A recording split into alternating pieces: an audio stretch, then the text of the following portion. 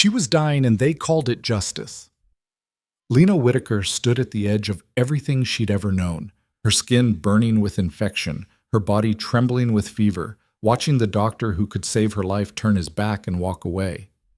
The town that raised her had just pronounced her sentence: exile, unclean, unworthy, left to rot. But up in those frozen mountains, they said a man lived who answered to no one's laws. A healer, or maybe a monster. Stay with me until the end of this story. Hit that like button and comment what city you're watching from. I want to see how far this journey reaches. The wind carried whispers through Millbrook like poison through veins, slow, insidious, fatal. Lena Whitaker had learned to recognize the sound of her own name spoken in disgust. It started as a murmur at the market 3 months ago, when the first red patches appeared on her hands. By the time the rash crawled up her arms and painted her neck in angry welts, the whispers had become accusations. Unclean. Cursed. What did she do to deserve that? She'd done nothing. Nothing except exist in a body that had decided to betray her. The morning everything shattered began like any other exercise in humiliation. Lena stood in the cramped waiting room of Dr. Harrison Gale's practice, her sleeves pulled down as far as they would go, her collar buttoned to her throat despite the oppressive heat. The fabric scratched against her ravaged skin, but covering the evidence of her condition mattered more than comfort.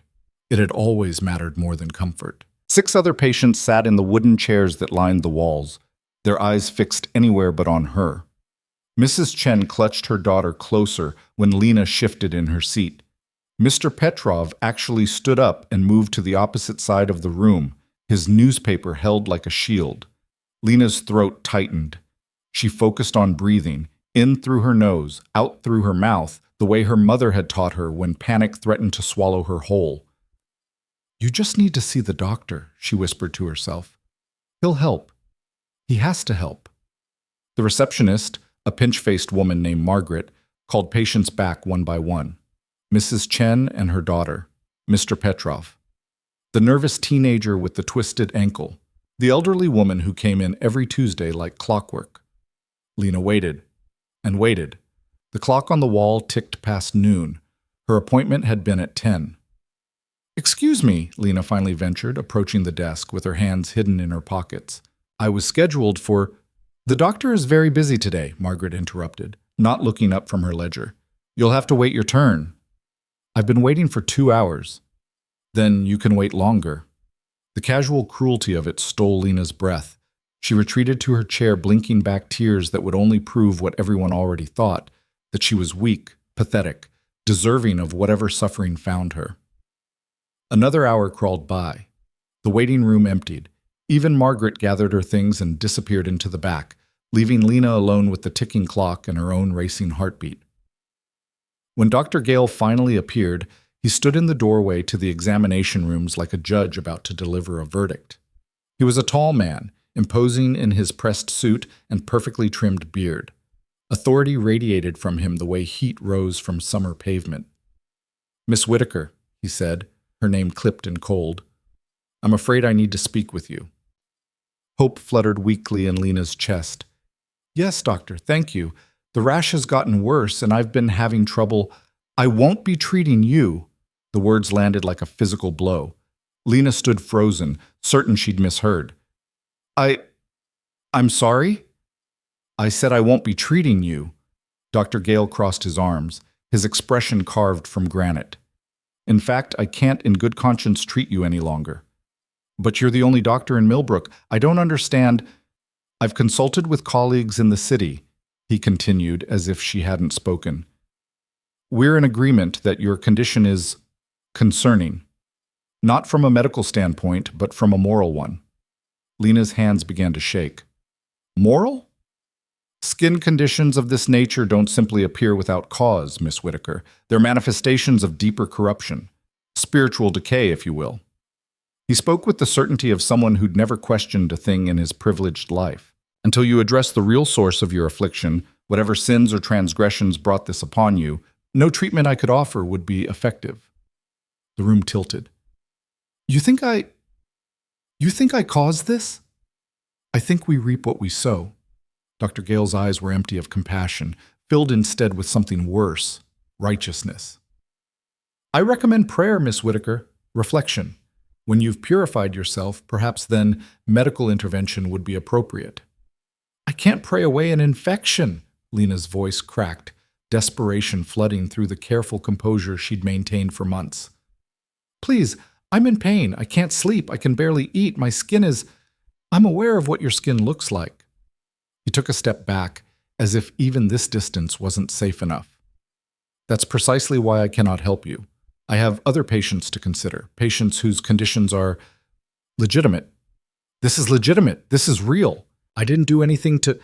I'm going to have to ask you to leave. Dr. Gale's hand moved to the door, holding it open in unmistakable dismissal. Before I'm forced to call for assistance in removing you. The threat hung in the air like smoke. Lena looked into his face. This man who'd sworn an oath to heal, who'd set her broken arm when she was 12, who'd delivered half the babies in Millbrook, and found nothing. No mercy, no doubt. Just the cold certainty of someone who'd decided her suffering was her own fault. She walked out. The afternoon sun hit her like a slap. Lena stumbled down the steps of the doctor's office, her vision swimming, her chest so tight she couldn't draw a full breath. People on the street saw her emerge.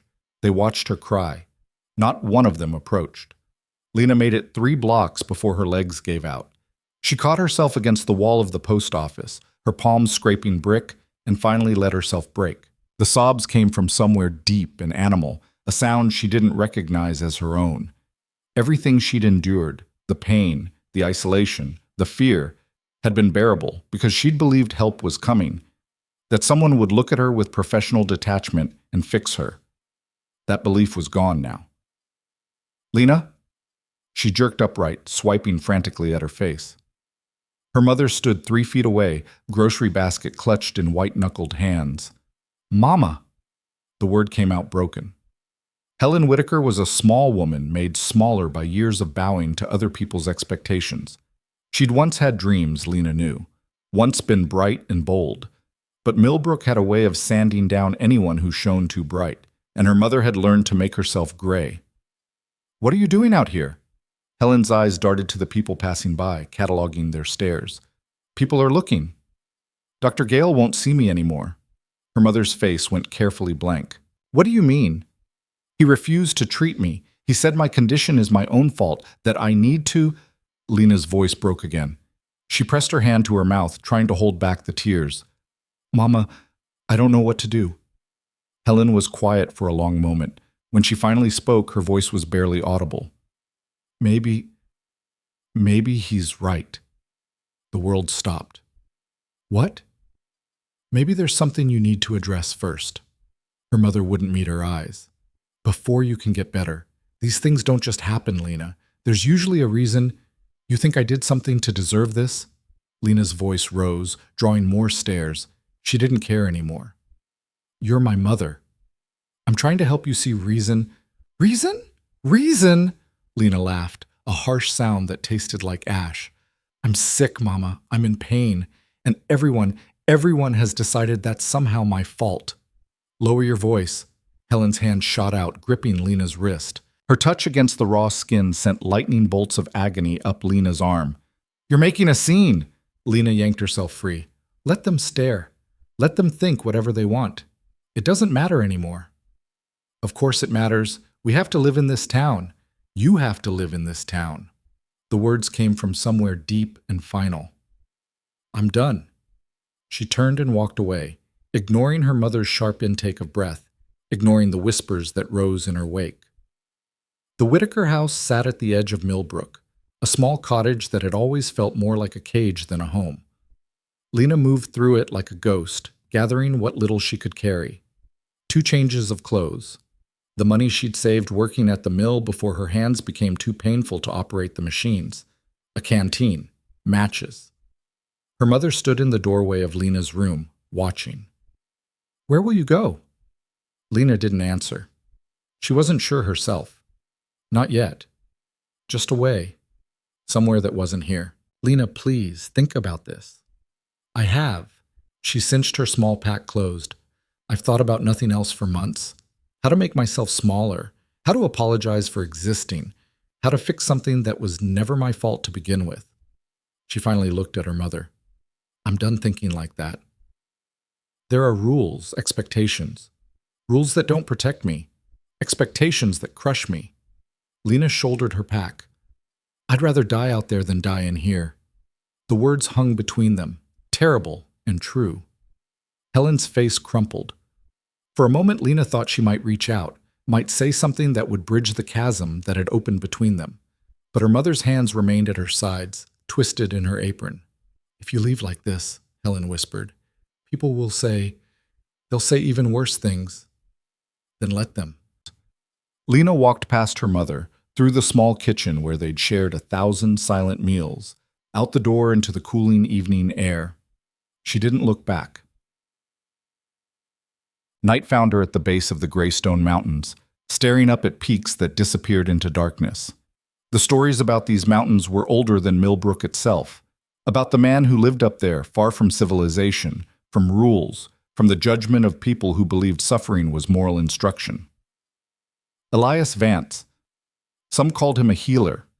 Others called him a hermit, a madman, a devil who'd turned his back on society. The rumors contradicted each other wildly. He was a former doctor, stripped of his license for dark experiments. He was a drifter who'd stumbled onto some ancient knowledge. He was cursed himself, exiled to the mountains for crimes no one could name. The only thing everyone agreed on, he helped people the town's proper doctors had given up on, and he demanded a terrible price. Lena had heard the stories her whole life, had dismissed them as superstition, the kind of fairy tales people told to explain the unexplainable. But now, with nowhere else to turn, she found herself wondering if there might be truth beneath the myth. What did she have to lose? The trail was barely visible in the moonlight, more suggestion than path. Lena stumbled over roots and rocks, her body screaming protest with every step. The infection had spread to her legs now, making each movement an exercise in endurance. Fever painted everything in surreal colors. She fell twice, got up twice, fell a third time and stayed down longer, gasping against the pine needles, wondering if this was how it would end.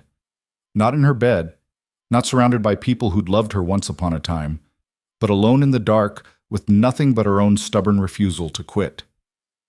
Get up, she told herself. Get up. Her body didn't want to listen, but something deeper than her body, something furious and unbroken, forced her hands beneath her, pushed her to her knees, dragged her to her feet. She climbed. Hours blurred together. The moon traced its arc across the sky. Stars wheeled overhead, indifferent to the small human struggle below. When dawn finally crept over the horizon, painting the world in shades of gold and amber, Lena found herself in a small clearing, and in the center of that clearing stood a cabin. It was smaller than she'd imagined, built from dark timber that seemed to grow directly from the stone. Smoke curled from a chimney. A garden, impossible this high up, impossible this late in the season, flourished in neat rows beside the porch. Lena stood swaying at the edge of the clearing, her vision tunneling, her legs ready to give out. The door opened. A man emerged, silhouetted against the light from inside. Tall, broad-shouldered, moving with the economy of someone who wasted nothing, not motion, not words, not compassion on those who hadn't earned it. He stood on his porch and studied her with eyes she couldn't quite see in the morning glare. Lena tried to speak. Her mouth shaped words, but no sound came out. "You look half dead," the man said. His voice was low, rough from disuse, utterly without inflection. "Are you here to die, or are you here to be fixed?" The bluntness of it shocked a laugh from Lena's raw throat. I don't know." "Then you've wasted a climb." He turned to go back inside. "Wait." The word tore from her. "Please, I need help." "Everyone who comes here needs help." He paused at his threshold. "What makes you think I'm going to give it to you?" "Because—" Lena searched for an answer that might move him, might crack that wall of indifference. "Because I have nowhere else to go." "Not my problem." "I'll pay you. Whatever you want, I don't want your money." "Then what do you want?" The man was silent for so long Lena thought he might not answer. When he finally turned back to face her, something in his expression had shifted. Not softened, never soft, but sharpened with a different kind of interest. "The truth," he said. Lena blinked. "The truth about what?" "About what's really hurting you." Her hands twitched toward her covered arms, her hidden neck. "It's a skin condition. An infection, I think, or maybe I can see the rash from here." He descended the porch steps with fluid grace, closing the distance between them. "That's not what I asked." Up close she could see him clearly for the first time. He was younger than the legend suggested, maybe 40, maybe less, with dark hair shot through with silver and eyes the color of winter ice. A scar cut through his left eyebrow, twisting it into a permanent expression of skepticism. He moved like a predator, all contained power and absolute certainty. He terrified her. "I don't understand," Lena whispered. "Yes, you do." Those pale eyes pinned her in place. "Physical symptoms are just the body trying to speak. You want me to treat what I can see, but I need to know what's underneath. What broke you before your skin ever did?" The question struck her like a blade between the ribs. What had broken her? The answer rose up before she could stop it. Years of making herself small, of apologizing for taking up space, of believing that if she could just be good enough, quiet enough, she might earn the basic dignity of being treated like a human being instead of a problem to be solved. Her voice failed. "Tell me," Elias said, "or walk back down that mountain." It should have been cruel. Maybe it was. But there was something in his absolute refusal to coddle her that felt more honest than any kindness she'd received in months. Lena's knees buckled. She didn't fall. Somehow, impossibly, Elias moved fast enough to catch her, his hands firm on her arms, and then immediately released her when she cried out in pain. "How long have you been like this?" he demanded. 4 months. Maybe 5. The world was spinning now, darkness creeping in at the edges of her vision. "I can't remember." "Have you been eating?" "When I can keep it down." "Sleeping?" A laugh bubbled up, edged with hysteria. "Not in weeks." Elias muttered something that might have been a curse. "Can you walk?" "I walked here, didn't I?" "Barely." But there was something that might have been respect in his tone. "Come on then, let's see what I'm working with." He started toward the cabin. Lena tried to follow, managed 3 steps, and felt her legs give out entirely. This time, when Elias caught her, he didn't let go. He lifted her with surprising gentleness, her weight apparently nothing to him, and carried her toward the cabin. "I don't need to be carried," Lena protested weakly. "Your body disagrees." "I can manage." "You can't." He kicked the cabin door open. "And the sooner you accept that, the sooner we can actually start fixing things." The interior of this cabin was nothing like Lena had expected. Where she'd imagined chaos and shadows, she found order and light. Herbs hung in neat bundles from the ceiling beams. Shelves lined the walls, organized with military precision. Books, bottles, instruments she didn't recognize. A fire burned low in the stone fireplace, casting dancing shadows across clean plank floors. It looked like a place where serious work got done. Elias deposited her in a chair by the fire. "Don't move." He disappeared into what she assumed was a back room, leaving Lena alone with her spiraling thoughts and the crackling fire. This was insane.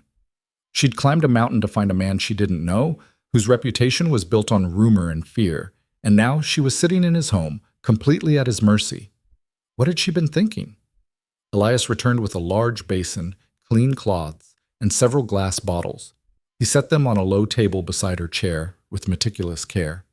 "Show me," he said. Lena's hands went to her collar, stopped. "I can't help what I can't see." "I know, I just—" Shame burned through her, hotter than the fever. "It's bad. I've seen worse." "You say that now, Kate?" "Show. Me." The command in his voice left no room for argument.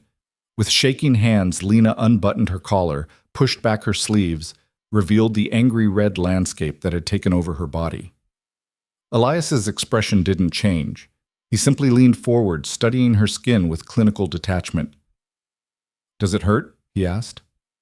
"Always." "Burning sensation or stabbing pain?"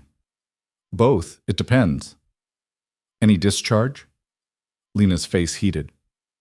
Sometimes, yellow, mostly. Hmm. He reached for one of the cloths, dampened it from the basin. This is going to hurt. Everything hurts. This will hurt differently. He met her eyes, and for the first time she saw something that might have been warning in his gaze. You can scream if you need to. No one's here to judge you. Before she could respond, he pressed the cloth to her forearm. The pain was instant and absolute. Lena gasped, her free hand gripping the arm of the chair hard enough to make the wood creak. Breathe, Elias said calmly. Through it, not around it. What is that? She managed through gritted teeth. Cleaning solution. Mild by most standards. But on skin this damaged, it's going to feel like fire. You could have warned me better. I did warn you. He moved the cloth with steady pressure, working his way up her arm. You just weren't listening. Lena wanted to argue, but the pain drove thought from her mind. She focused on breathing, on not pulling away, on enduring. When he finally lifted the cloth, she slumped back in the chair, sweat beading her forehead. That's one arm, Elias said. You've got 3 more limbs, your torso, and your neck to go. Horror washed over her. I can't. You can. He rinsed the cloth, prepared it again. Because the alternative is letting this infection spread until it kills you. Your choice. It wasn't really a choice at all. Lena closed her eyes and surrendered to the pain. Hours passed, or maybe days. Time lost meaning in the haze of agony and Elias's relentless, methodical care. He worked with the impersonal efficiency of a craftsman, showing no emotion as he cleaned away months of neglect and damage. He asked questions while he worked. Direct, uncomfortable questions. When did you start believing you deserved this? I don't. Yes, you do. I can see it in how you hold yourself. When? Lena tried to remember. I don't know. Always? Not good enough, specifically. When I was 14, maybe. I got sick with fever, and my mother said it was because I'd been selfish, thinking too much about myself instead of others. And you believed her? She was my mother. That's not an answer. Lena opened her eyes, meeting his ice-pale gaze. Yes, I believed her. Elias nodded once, filing the information away like data in an experiment. What about the doctor who refused to treat you? Did you believe him too? That my condition was my own fault? Fresh tears burned her eyes. Part of me did. Part of me still does. Why? Because if it's my fault, then I can fix it. If it's just random, meaningless suffering, then there's no point to any of it. There rarely is a point. Elias moved to her other arm. Suffering just is. Trying to turn it into a moral lesson is how people justify not helping. The words landed like stones in still water, sending ripples through everything Lena thought she understood. But Dr. Gale said, Dr. Gale is a coward and a fool. The first flash of emotion broke through Elias's controlled exterior, contempt, sharp and clean. He took an oath to heal, and he broke it the moment it became inconvenient. Don't waste your time trying to make sense of his reasoning. There isn't any. Then why? Because people are afraid of what they don't understand, and they protect that fear by calling it righteousness. Elias's hands never stopped their work. You threatened his comfortable worldview just by existing outside his ability to easily categorize, so he removed you from his consideration. That's cruel. Yes. That's not how things are supposed to work. No, but it's how they do work. He rinsed the cloth again. The question is what you're going to do about it. Lena didn't have an answer. The cleaning continued until Lena felt scraped raw, turned inside out, and exposed. When Elias finally set aside the cloths, she could barely keep her eyes open. Now the hard part, he said. Lena let out a noise that might have been a laugh or a sob. That wasn't the hard part? That was just preparation. He reached for one of the bottles, uncorked it, and the smell that escaped made Lena's eyes water. This is medicine. It's going to feel like I'm pouring molten metal on your skin. You're joking. I don't joke about treatment. Elias poured a small amount onto a fresh cloth. Hold still. The first touch made Lena scream. She couldn't help it.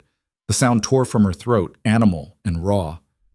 True to his word, Elias didn't judge.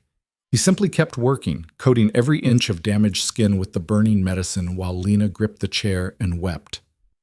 "Why are you doing this?" she gasped between sobs.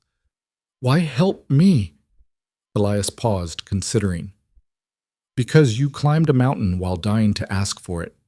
That suggests you might actually be worth the effort." "Might be? We'll see." He resumed his work. "You've spent your whole life learning to survive in a system designed to break you. Now you need to learn something different." "What?" "How to stop surviving and start actually living." The words settled into Lena's bones, heavy and true. By the time Elias finished, full night had fallen outside. Lena sat wrapped in clean bandages, her body a map of pain, but underneath it she felt something she hadn't felt in months. Clean. "You need to eat," Elias said, moving to the small kitchen area. "When did you last have a full meal?" Lena tried to remember. "I don't know." "That's a problem." He began assembling ingredients with the same precise efficiency he'd shown in treating her. "Your body can't heal if you're starving it." "I haven't been able to keep much down, because your body's been in crisis mode. Now we reset." He glanced at her over his shoulder. "I'm making soup. You'll eat it slowly, and you won't argue about it." "What if I can't?" "You will." Not arrogance, just certainty. "Because I don't fail." Despite everything, the pain, the exhaustion, the complete upheaval of her entire life, Lena felt a smile tug at her cracked lips. "You're very sure of yourself." "I'm sure of results. The rest is irrelevant." Elias set a pot over the fire. "You can sleep after you eat. There's a bed in the back room." "Where will you sleep?" "I don't sleep much." He stirred the pot, not looking at her. "Old habit." Questions crowded Lena's mind. Who was he really? What had brought him to this mountain? Why had he turned his back on whatever life he'd lived before? But exhaustion pulled at her like an undertow. The soup, when it came, was simple but good. Elias had been right. Her body accepted it without rebellion, and warmth spread through her for the first time in recent memory.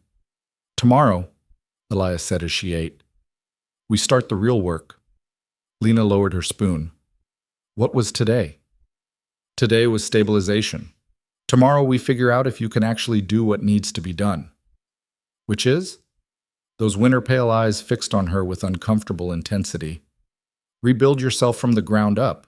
Everything you think you know about who you are and what you deserve, we're going to tear it down and start over." Fear and something that might have been hope warred in Lena's chest. "What if I can't?" "Then you'll go back down the mountain and we'll both have wasted our time." He took her empty bowl. "But I don't think that's going to happen." "Why not?" "Because you're still here." Elias moved to the sink, began cleaning with methodical care. "Everyone who's made it to my door has already climbed a mountain while broken. That tells me something about what you're made of." "What if it's not enough?" "Then it's not enough, and we'll know." He turned, leaning against the counter. "But you don't strike me as someone who gives up easily. Stubborn, maybe. Afraid, definitely. But not someone who quits." Lena thought about the climb up the mountain, about walking away from her mother, about enduring months of pain and isolation, about choosing this, whatever this was, over the certainty of dying in the only place she'd ever known. "No," she said softly. "I don't quit." "Good." Elias gestured toward the back room. "Then get some sleep. We start at dawn." The bedroom was small but warm, the bed layered with quilts that smelled of cedar and mountain air. Lena lowered herself onto it with a sigh that came from her soul. Through the doorway, she could see Elias settling into a chair by the fire, a book in his hands, keeping watch, making sure she made it through the night. For the first time in longer than she could remember, Lena felt safe. It was such an alien sensation that she almost didn't recognize it. As sleep finally claimed her, her last thought was of tomorrow, of what it would mean to tear herself down and rebuild from nothing, of whether she had the strength to become whoever Elias seemed to think she could be. Outside, the mountain wind howled its ancient song. Inside, the fire crackled low. And in the space between exhaustion and dreams, Lena Whitaker began the long, agonizing work of transformation. She didn't know it yet, But the woman who would eventually walk back down this mountain would be nothing like the broken girl who'd climbed up. That girl was already dying. Something fiercer was being born. Dawn came too early and too bright. Lena woke to the sound of wood being split outside, each crack of the axe driving into her consciousness like a physical blow. Her body felt like it had been taken apart and reassembled wrong, every muscle screaming, every inch of bandaged skin tight and burning. She forced herself upright, swallowing the groan that tried to escape. Through the window she could see Elias working in the pale morning light, his movements precise and tireless as he reduced logs to kindling with mechanical efficiency. The clock on the wall read 5:30. Lena dragged herself out of bed, her legs shaking with the effort. The floor was cold beneath her bare feet as she made her way to the main room, where the fire had been rebuilt and a pot of something that smelled like pine needles and mint steamed gently. The door swung open just as she reached it. Elias entered carrying an armload of split wood, barely glancing at her as he stacked it beside the fireplace. "You're awake," he said. Not a question. Was I supposed to sleep through that? No. He brushed bark from his hands. Sit. Drink that. He nodded toward the steaming pot. What is it? Medicine. For the inflammation. He crossed to the kitchen, began pulling items from shelves. You'll drink a cup every morning and evening until the infection is gone. It tastes like dirt and regret. You'll drink it anyway. Lena poured herself a cup with trembling hands. The first sip made her gag. He hadn't been exaggerating. It tasted like someone had boiled leather in swamp water. All of it, Elias said without turning around. She drank, forcing down each swallow through sheer stubbornness. Good. He set a plate in front of her. Eggs, some kind of grain porridge, berries she didn't recognize.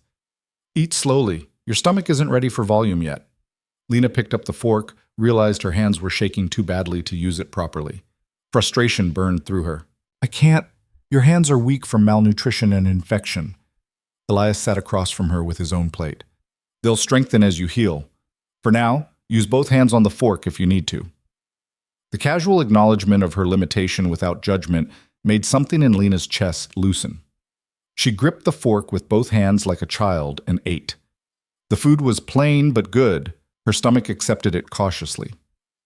After you eat, Elias said, we change your bandages. Then you bathe. There's a tub in the washroom. I'll heat water. After that, we begin. Begin what? Teaching you to function. He ate with the same efficiency he brought to everything else. Your body's been in survival mode so long it's forgotten how to do anything else. We're going to retrain it. I know how my body works. You know how to endure pain and keep moving. That's not the same as knowing how to heal. His pale eyes fixed on her. Do you know how to breathe properly? Lena blinked. Breathe? Deep diaphragmatic breathing, regulating your nervous system. Do you know how? I breathe, obviously. Shallow chest breathing that keeps you in a constant state of stress. I can hear it from here. He set down his fork. Show me. Take a deep breath. Feeling ridiculous, Lena inhaled. Stop. Elias's voice cracked like a whip. You just pulled everything up into your chest and shoulders. That's panic breathing. It tells your body you're under threat. Heat flooded Lena's face. I don't know what you want from me. I want you to learn. There's no shame in not knowing. There's shame in refusing to learn. He stood, moved around the table. Put your hand here. He gestured to his own abdomen. Watch. He breathed in slowly, and Lena saw his stomach expand first, his chest barely moving. The diaphragm is here. He tapped his lower ribs. When you breathe properly, you engage it. Chest breathing is emergency breathing. It's what your body does when it thinks you're dying. You've been breathing like that for months, maybe years. The accusation in his words stung because it felt true. Now you try. Elias returned to his seat. Hand on your stomach. Breathe in for 4 counts, hold for 4, out for 6. The exhale is longer. It signals safety to your nervous system. Lena placed her hand on her abdomen, feeling exposed and foolish. She tried to breathe the way he'd shown her. Better, Elias said after several attempts. You'll practice this throughout the day, every hour. Set a rhythm. Why does it matter? Because your body and mind aren't separate. The way you breathe affects the way you think. The way you think affects the way you heal. He picked up his fork again. You want to get better? Then stop questioning every instruction and just do the work. The sharpness of it should have hurt. Instead, Lena found herself nodding. After breakfast, Elias unwrapped her bandages with clinical detachment. The skin underneath looked worse in daylight. Angry red, weeping in places. The infection having carved patterns into her flesh like some terrible map. It's healing, he said before she could spiral into despair. It looks worse than yesterday. That's because yesterday it was buried under months of accumulated damage. Now we can see what we're actually dealing with. He reached for fresh bandages and a different ointment. This is going to sting. It did more than sting. It burned like liquid fire, making Lena bite down on a rag Elias had wordlessly handed her. The pain means it's working, he said, wrapping fresh gauze with practiced efficiency. Your nerve endings are waking up. They've been in shock. I preferred shock, Lena gasped when he finally finished. No, you didn't. You preferred numbness. There's a difference. He gathered the soiled bandages. Get cleaned up. Water's heating. The bath was a luxury Lena hadn't expected. A deep copper tub in a small room off the main cabin, filled with steaming water that Elias had somehow heated while she'd been gritting her teeth through the bandage change. He'd added something to it that made it smell like lavender, and something sharper. 20 minutes, he called through the door. No longer. Your skin can't handle extended soaking yet. Lena lowered herself into the water with a hiss of pain that gradually dissolved into relief. The heat sank into her aching muscles, loosening knots she hadn't realized she'd been carrying. For the first time in months, she felt almost human. The feeling lasted exactly as long as it took to get out of the tub and face what came next. Elias had cleared space in the main room, pushing furniture back against the walls. He stood in the center, wearing simple clothes that allowed for movement, his expression as neutral as ever. You're going to hate me by the end of today, he said conversationally. I already find you difficult. Good. That means you're paying attention. He gestured to the open space. Stand here, feet shoulder-width apart. Lena moved to where he indicated. What are we doing? Rebuilding your relationship with your body. Right now you treat it like an enemy, something that betrayed you, something to be fought against or endured. His eyes never left her face. That stops today. I don't. Yes, you do. I can see it in how you move, how you hold yourself, how you flinch away from your own skin. He began to circle her slowly. We're going to teach you to inhabit your body as if it's yours, as if it's a tool, not a prison. It feels like a prison because you've been living in one so long you can't imagine anything else. He stopped in front of her. Raise your arms, straight out to the sides. Lena lifted her arms. They began trembling almost immediately. Hold them there. For how long? Until I tell you to stop. 30 seconds in, her shoulders started burning. A minute, and the trembling became violent. 2 minutes, and tears pricked her eyes. This is impossible, she gasped. It's difficult.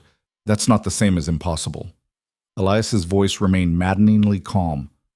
Your muscles are weak from disuse and illness. They'll strengthen, but only if you push them. I am pushing. You're suffering.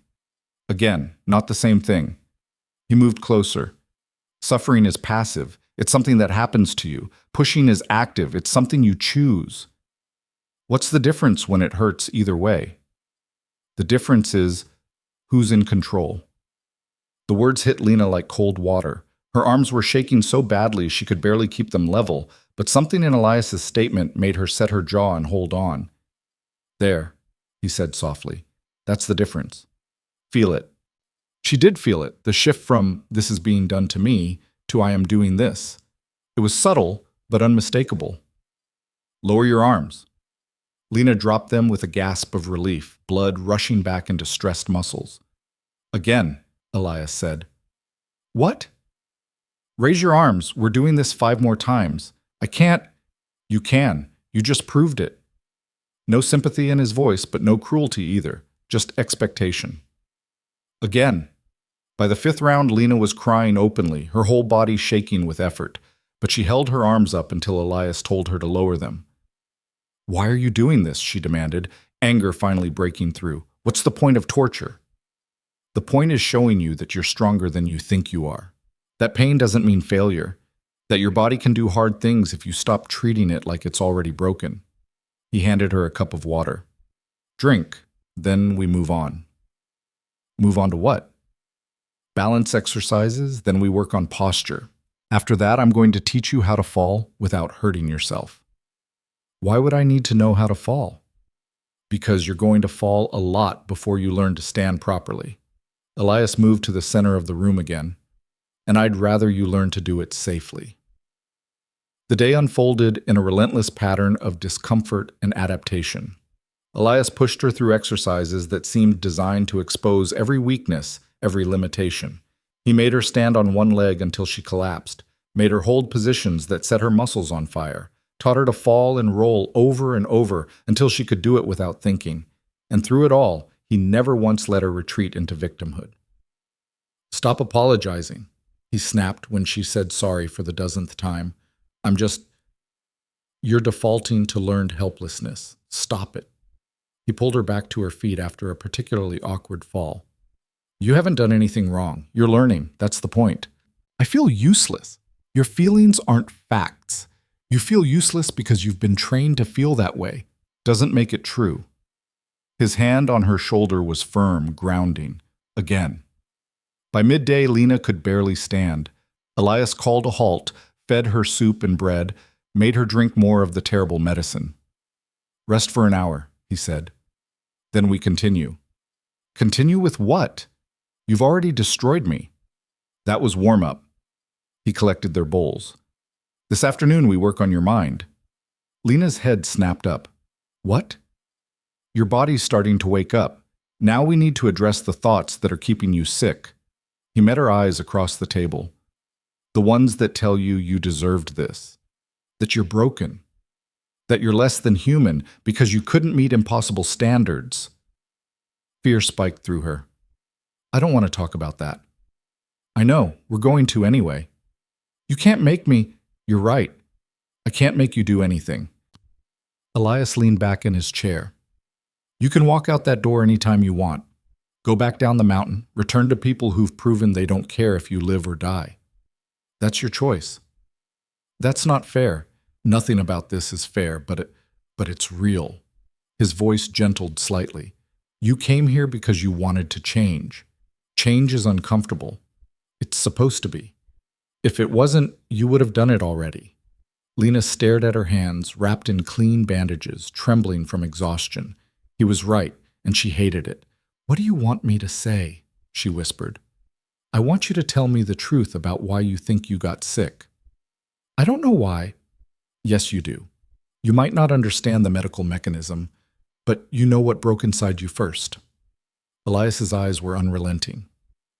Tell me. The words felt like they were being dragged from somewhere deep and poisonous. I got tired. Tired of what? Of trying to be good enough. Of apologizing for existing. Of making myself smaller and smaller until Her voice cracked. Until I disappeared. And your body? Started disappearing too. Elias nodded slowly. Your body responded to what your life demanded. You wanted to vanish, so it began the process of breaking down. That's not metaphor, that's biology. Chronic stress destroys the immune system. Shame creates inflammation. Fear keeps you in survival mode. He paused. You didn't cause this through moral failure. You caused it through self-abandonment. The distinction felt important, though Lena couldn't quite grasp why. What's the difference? Moral failure suggests you did something wrong. Self-abandonment means you stop protecting yourself from people who are hurting you. Elias stood, began clearing the table. One makes you a sinner, the other makes you someone who needs to learn better boundaries. I don't know how to do that. I know. That's why you're here. The afternoon session was worse than the morning's physical torture because it required Lena to sit still and face things she'd spent years running from. Elias asked questions that felt like surgery without anesthesia, cutting straight to the infected parts of her psyche. When did you first learn that your needs didn't matter? I was 6, maybe 7. My father left and my mother told me we had to be strong, that crying was selfish. So you stopped crying. I stopped feeling anything. How did that work out? Despite herself, Lena laughed, a bitter sound. Obviously terrible. But you kept doing it anyway. Why? Because the alternative was being rejected completely. If I was good, if I was quiet, if I never asked for anything, maybe she'd love me. Did she? The question hung in the air like smoke. I don't know, Lena finally admitted. I never gave her a chance to love the real me. I was too afraid she'd hate what she found. So you hated it first. Beat her to it. Tears spilled down Lena's cheeks. Yes. Elias handed her a cloth, waited while she composed herself. Here's what we're going to do. Every time you catch yourself apologizing for something that isn't wrong, you're going to stop and reframe it. Instead of sorry for crying, you say, I'm feeling overwhelmed and I need a moment. Instead of sorry for being difficult, you say, I need clarification. No more shrinking, no more preemptive surrender. That feels aggressive. It feels honest. You've confused aggression with assertion for so long you can't tell the difference. He sat across from her. Taking up space isn't violence. Asking for what you need isn't selfishness. These are lies you were taught to keep you manageable. Everyone will hate me. Some people will. The ones who benefited from your silence. Let them. His voice was hard as stone. You're not here to make people comfortable. You're here to survive. The words settled into Lena like seeds in dark soil. The days that followed blurred into a brutal routine, morning medicine that tasted like punishment, exercises that left her shaking and sweating, bandage changes that made her scream into rags, afternoon sessions where Elias dismantled her every defense and forced her to examine the wreckage underneath. And slowly, incrementally, things began to shift. Her arms stopped shaking when she held them out. Her balance improved. She learned to fall without fear, to push through discomfort without collapsing into despair. The infection began to recede, leaving new pink skin in its wake. You're getting stronger, Elias observed one morning as she completed a set of movements that would have been impossible a week earlier. I'm getting angrier, Lena corrected. Good. Anger's useful if you point it in the right direction. And what's the right direction? At the systems that failed you. At the people who prioritize their comfort over your survival. At yourself. For believing their lies for so long. He handed her water. Anger can burn you up or burn away what's holding you back. Your choice which. Lena drank, considering. The anger was there, all right. A hot coal in her chest that grew brighter every day. Anger at Dr. Gale, at her mother, at the whole town that had watched her suffer and done nothing, at herself for letting it go on so long. What do I do with it? She asked. Use it, channel it, let it fuel the work. Elias's expression was fierce. You're not here to be nice. You're here to be whole. 3 weeks into her stay, everything changed. Lena was in the garden. Elias had started teaching her about medicinal plants, partly for education, and partly, she suspected, to keep her hands busy, when she heard voices approaching up the trail. She froze, her first instinct to hide. Old habits died hard, but Elias appeared from inside the cabin, his expression alert but unconcerned. Stay where you are, he told Lena, and stand up straight. She obeyed, though her heart hammered against her ribs. 2 figures emerged from the tree line, a man supporting a heavily pregnant woman who was clearly in distress. Please, the man gasped. We need help. The baby's coming early and something's wrong. Elias moved forward with immediate authority. Bring her inside, carefully. Lena watched them pass, the woman's face twisted in pain, and felt something shift in her understanding. She wasn't the only broken thing Elias mended. Lena, Elias called from the doorway. Get inside, I need you. Me? I don't know anything about... You know how to follow instructions and keep your head in a crisis. That's enough. His voice brooked no argument. Now. Inside, the cabin had transformed into something that looked like a battlefield medical station. Elias had already cleared the table, was laying out instruments and clean linens with practiced efficiency.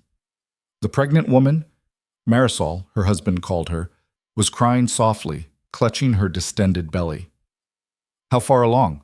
Elias demanded. already examining her with professional detachment. 8 months, the husband said. Maybe less. We're not sure. The doctor in our town said everything was fine 2 weeks ago, but yesterday she started bleeding and the pain. I can see the pain. Elias's hands moved over Marisol's abdomen with firm gentleness. Lena, wash your hands thoroughly, then get those linens from the shelf. Third one up, right side. Lena scrambled to obey, her own problems suddenly microscopic in the face of this crisis. What's happening? Marisol gasped between contractions.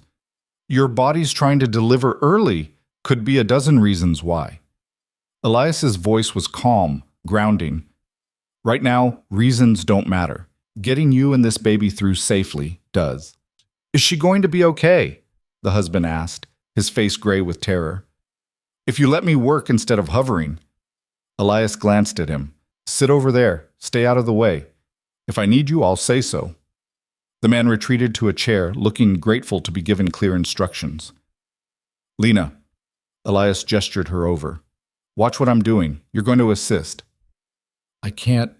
You can, and you will. He met her eyes briefly, and she saw something in them she'd never seen before. Trust. I need someone with steady hands and the ability to follow instructions without falling apart. That's you. The confidence in his voice steadied her. Lena moved to his side, forcing her breathing to slow, remembering everything he'd taught her about staying present under pressure. Tell me what to do, she said. What followed was hours of intense, focused work. Elias directed her through each step, holding Marisol's hand, monitoring contractions, preparing instruments, keeping the terrified husband calm when he threatened to spiral into panic. Lena discovered reserves of strength she hadn't known existed. When Marisol screamed, she didn't flinch. When blood soaked through the linens, she didn't freeze. She just did what Elias told her to do, one step at a time. The baby's breech, Elias said quietly, his hands working internally. I'm going to try to turn it. Is that safe? The husband asked. Safer than the alternative. Elias's focus never wavered. Lena talked to her, keep her breathing steady. Lena moved to Marisol's head, took her hand, and did what Elias had done for her, provided an anchor in the storm. Breathe with me, she said softly. In for 4, hold for 4, out for 6. You can do this. Marisol's eyes locked onto hers, desperate for something to hold on to. They breathed together while Elias worked, his movements careful and precise. There, he said finally. The baby's turned. Now we wait for the next contraction. What happened next was a blur of urgency and effort. Marisol pushed, Lena supported her. Elias guided the process with absolute authority. The husband prayed in a corner, useless but earnest. And then, after what felt like hours but was probably less, a new sound filled the cabin. Crying. Small, angry, absolutely alive. It's a girl, Elias announced, lifting the squalling infant with surprising gentleness. Small, but breathing well. She'll be fine. The relief in the room was palpable. Marisol sobbed, the husband rushed over, and Lena found herself leaning against the wall, shaking with delayed reaction. Elias caught her eye across the chaos. He didn't smile, that wasn't his way, but something in his expression acknowledged what she'd done. You helped save a life, that look said. Remember this. After Marisol and the baby were settled, cleaned, bandaged, resting peacefully, Elias sent the grateful husband to fetch water and firewood, clearing the room. He found Lena on the porch, staring out at the darkening mountains. You did well, he said simply. I was terrified the whole time. Courage isn't the absence of fear, it's action despite it. He leaned against the porch railing. You functioned under pressure. That's what matters. Lena shook her head, still processing. A month ago, I couldn't hold my arms up for 2 minutes. Today, I helped deliver a baby. That's what happens when you stop letting fear make your decisions. Elias was quiet for a moment. You're not the same person who climbed this mountain. No, Lena agreed softly. I'm not. She could feel the truth of it in her bones. Something fundamental had shifted. She wasn't healed yet, wasn't whole, but she was no longer defined solely by her brokenness. For the first time in her life, Lena Whitaker felt dangerous. Not in a violent way, but in the way that comes from realizing you're capable of more than survival, that you can be useful, that you can take the pain you've endured and transform it into strength that protects others. Inside, the baby cried softly and then quieted. Marisol's tired voice murmured something soothing, life continuing despite all the things that had tried to stop it. "Thank you," Lena said to Elias. "For what?" "For seeing something in me I couldn't see in myself." Elias shrugged. "I didn't see anything that wasn't already there. I just made you look at it." He went back inside, leaving Lena alone with the night and her thoughts. The anger was still there, that hot coal burning steady in her chest, but now it was joined by something else, something that felt like purpose. She was standing in the garden 3 days later, teaching Marisol's husband Carlos how to identify feverfew from chamomile, when the sound of boots on the trail made her spine go rigid. Multiple footsteps, heavy, purposeful. Lena's first instinct was the old one: hide, make herself invisible, apologize for existing. But her hands were steady as she set down the basket of herbs, and when she straightened her spine, it stayed straight. "Elias!" she called toward the cabin, her voice level. He appeared in the doorway instantly, reading the tension in her posture. His eyes swept the tree line, cataloging threats with the efficiency of someone who'd done this before.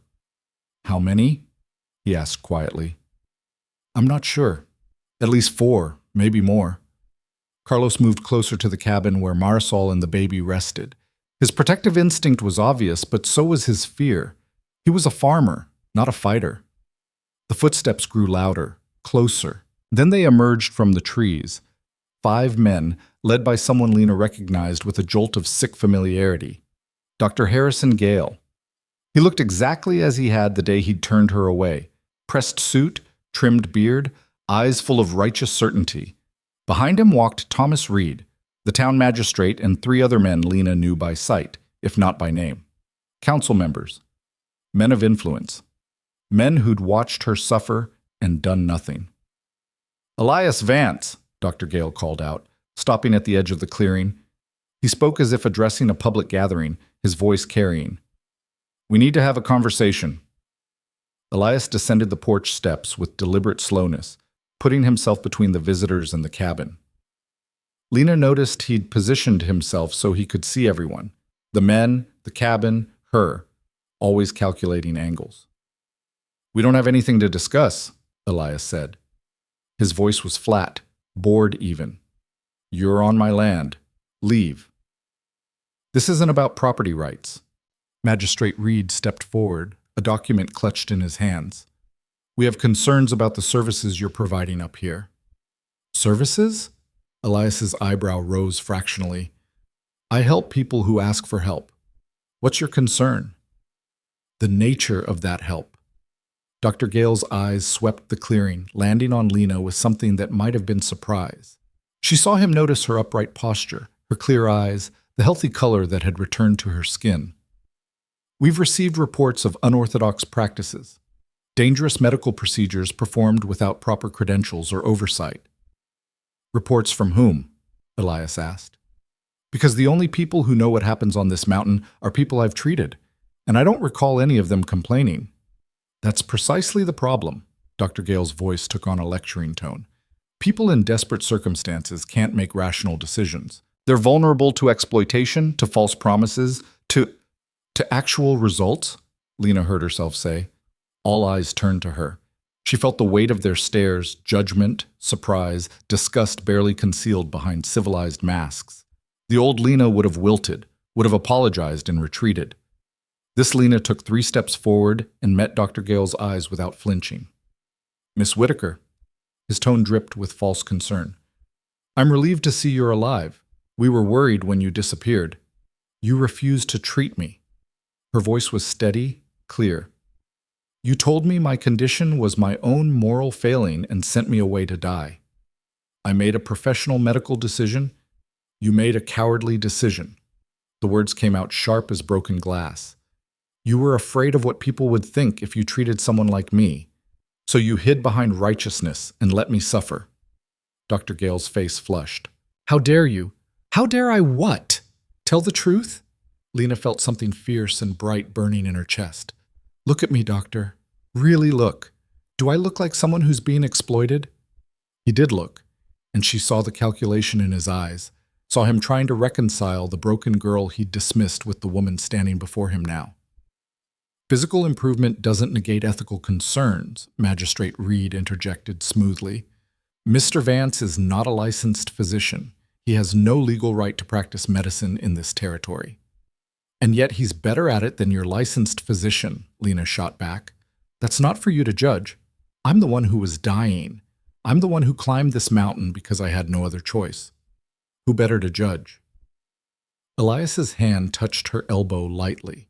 A warning or a support, she wasn't sure which. But his voice when he spoke was calm. You didn't climb this mountain to debate medical ethics, he said to the men. What do you actually want? The 5 visitors exchanged glances. Some kind of silent communication passed between them. We want assurance that proper standards are being maintained, Dr. Gale said finally. That vulnerable people aren't being taken advantage of, that the treatments being provided are safe and appropriate. In other words, you want control. Elias's voice was scalpel sharp. You want to determine who gets help and who doesn't, who deserves treatment and who deserves to suffer. We want accountability. You want to preserve your power. Elias took a step forward, and something in his movement made all 5 men instinctively step back. You want to make sure that people who reject your authority don't find alternatives that actually work. That's a serious accusation, Magistrate Reed said stiffly. It's an observation. If you cared about people's welfare, you would have helped Miss Whitaker when she came to you. You would have checked on her after she left. You would have done something other than congratulate yourselves for maintaining proper boundaries. Elias's contempt was palpable. Instead, you let her walk into the mountains to die. And now that she's survived, you're here to what? Reclaim her? Reassert control? We're here to ensure that proper procedures are followed, Dr. Gale said, but his voice had lost some of its certainty. Your procedures almost killed me, Lena said quietly. The words carried more weight than shouting would have. Your standards, your ethics, your professional medical decisions, they all added up to the same thing. You valued your comfort over my life. You're being emotional. I'm being accurate. She turned to face Dr. Gale fully. You know what Elias did when I showed up at his door? He looked at me like I was a problem to solve, not a moral failing to judge. He treated my actual condition instead of inventing spiritual causes. He taught me how to function instead of telling me to pray harder and hope for the best. Miss Whitaker, you're not thinking clearly. I'm thinking more clearly than I have in years. Lena's hands were shaking now, but not from weakness, from fury.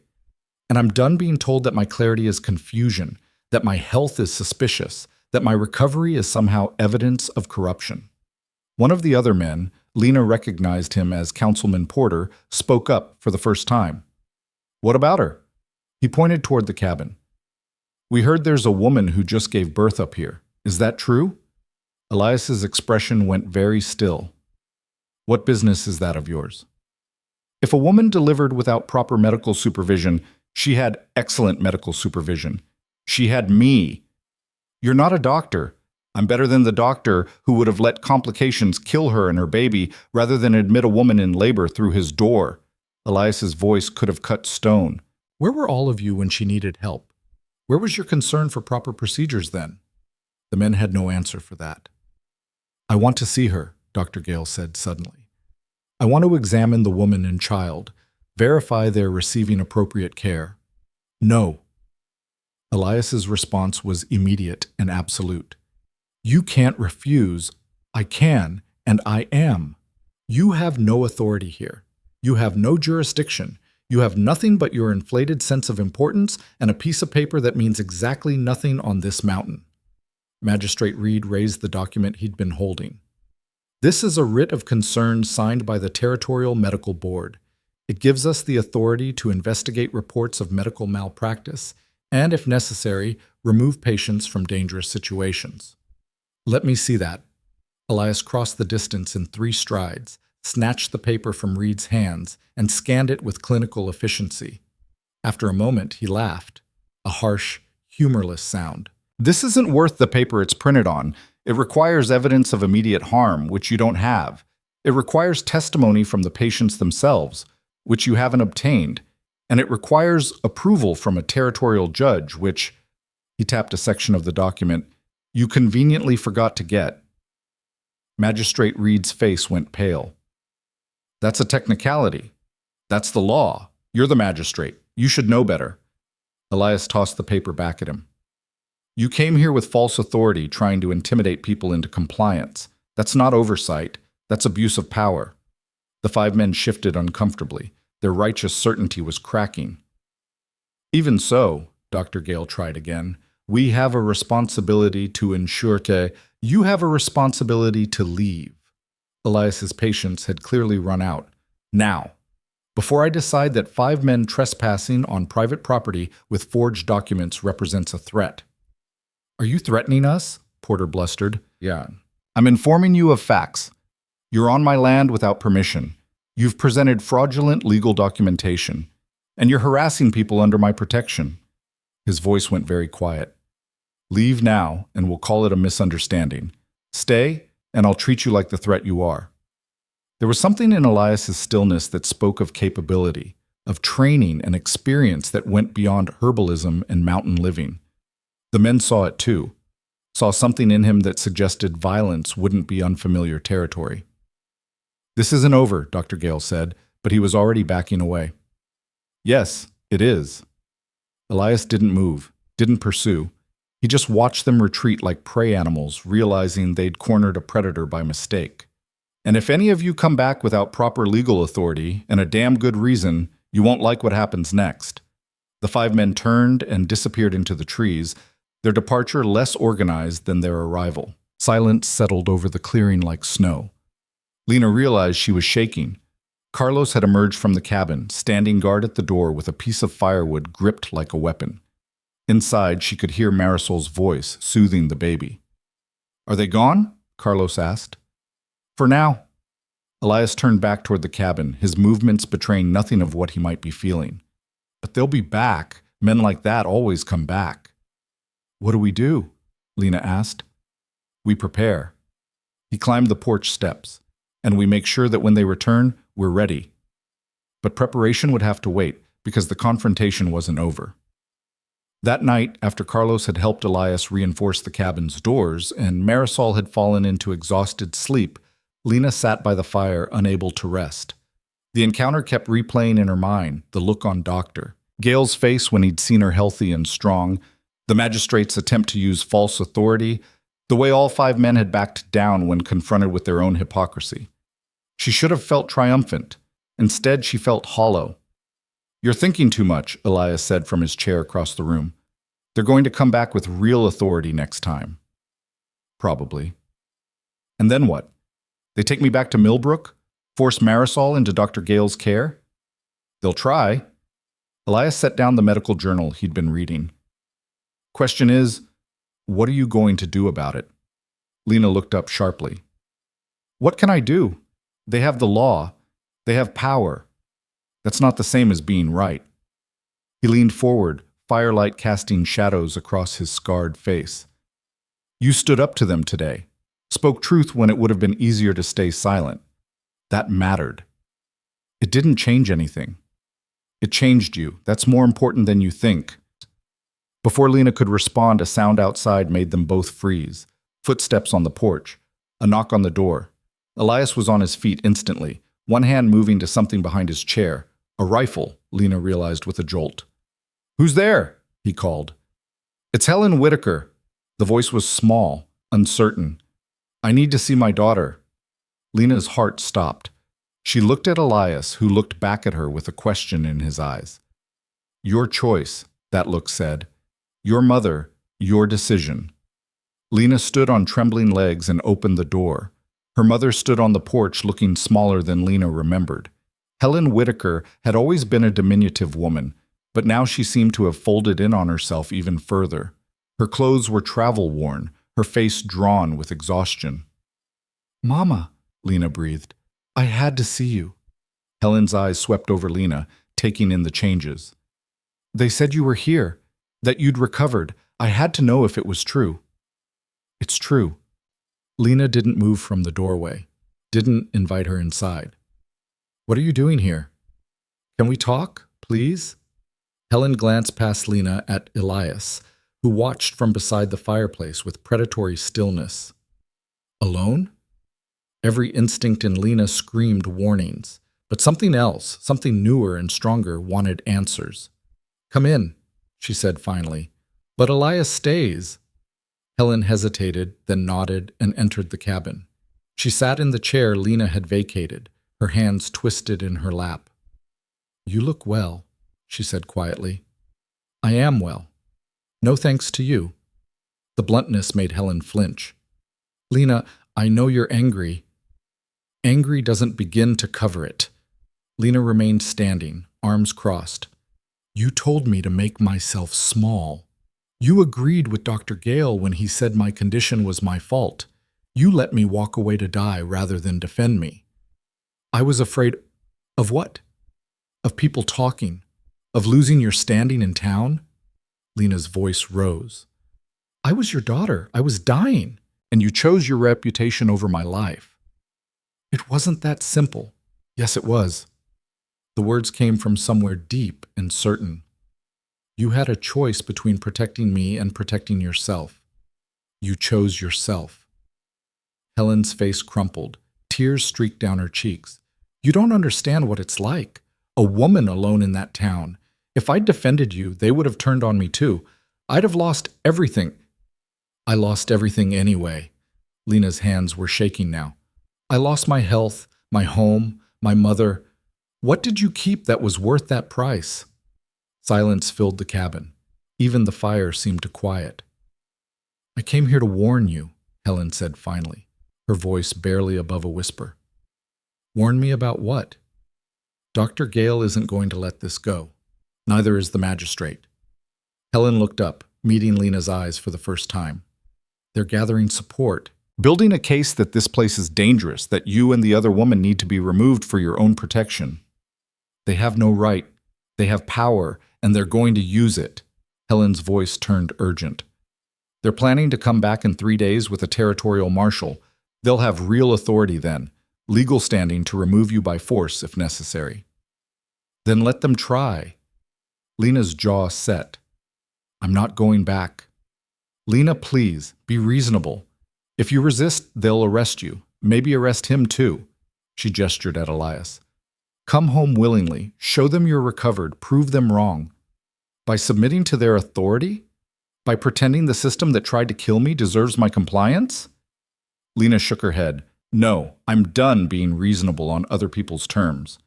You're throwing your life away." "I'm claiming my life for the first time." Lena moved closer, looking down at her mother with something that might have been pity. "That's what you can't understand. I'd rather die free on this mountain than live as a prisoner in Millbrook." Helen stood abruptly.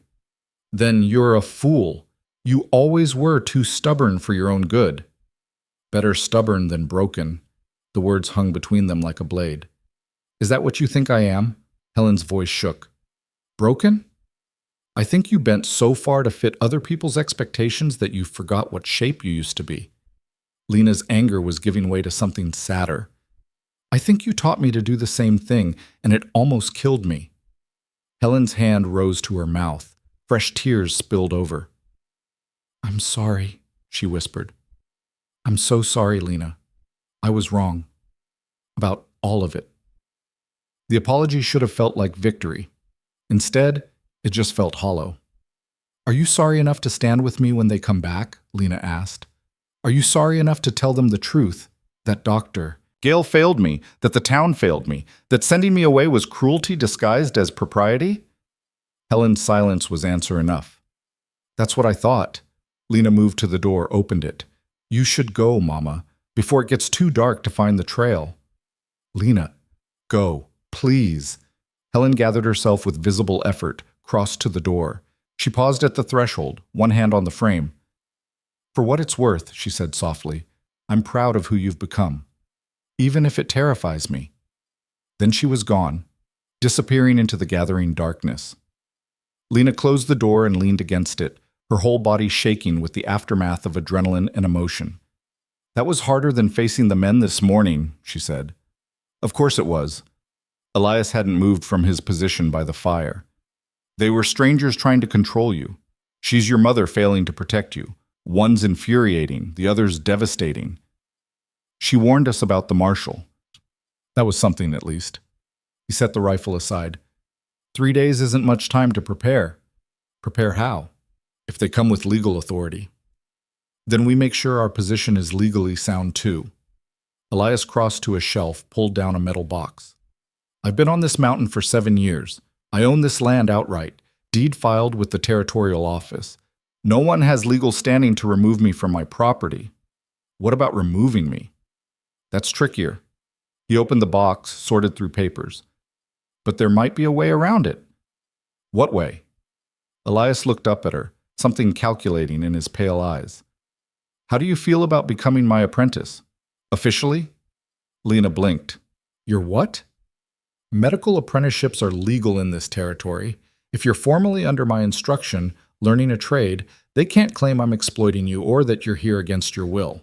He held up a document. I have the paperwork. Never thought I'd use it, but circumstances change. You planned for this. It wasn't a question. I planned for many things. Men with power don't like alternatives to their authority. I knew eventually they'd try to shut me down. He set the document on the table. The question is whether you want to do this. It's not just a legal maneuver. If you sign this, you're committing to actually learning. Years of study, hard work, no shortcuts. Lena thought about the past weeks, the brutal physical training, the psychological excavation, the terror and triumph of helping deliver Marisol's baby.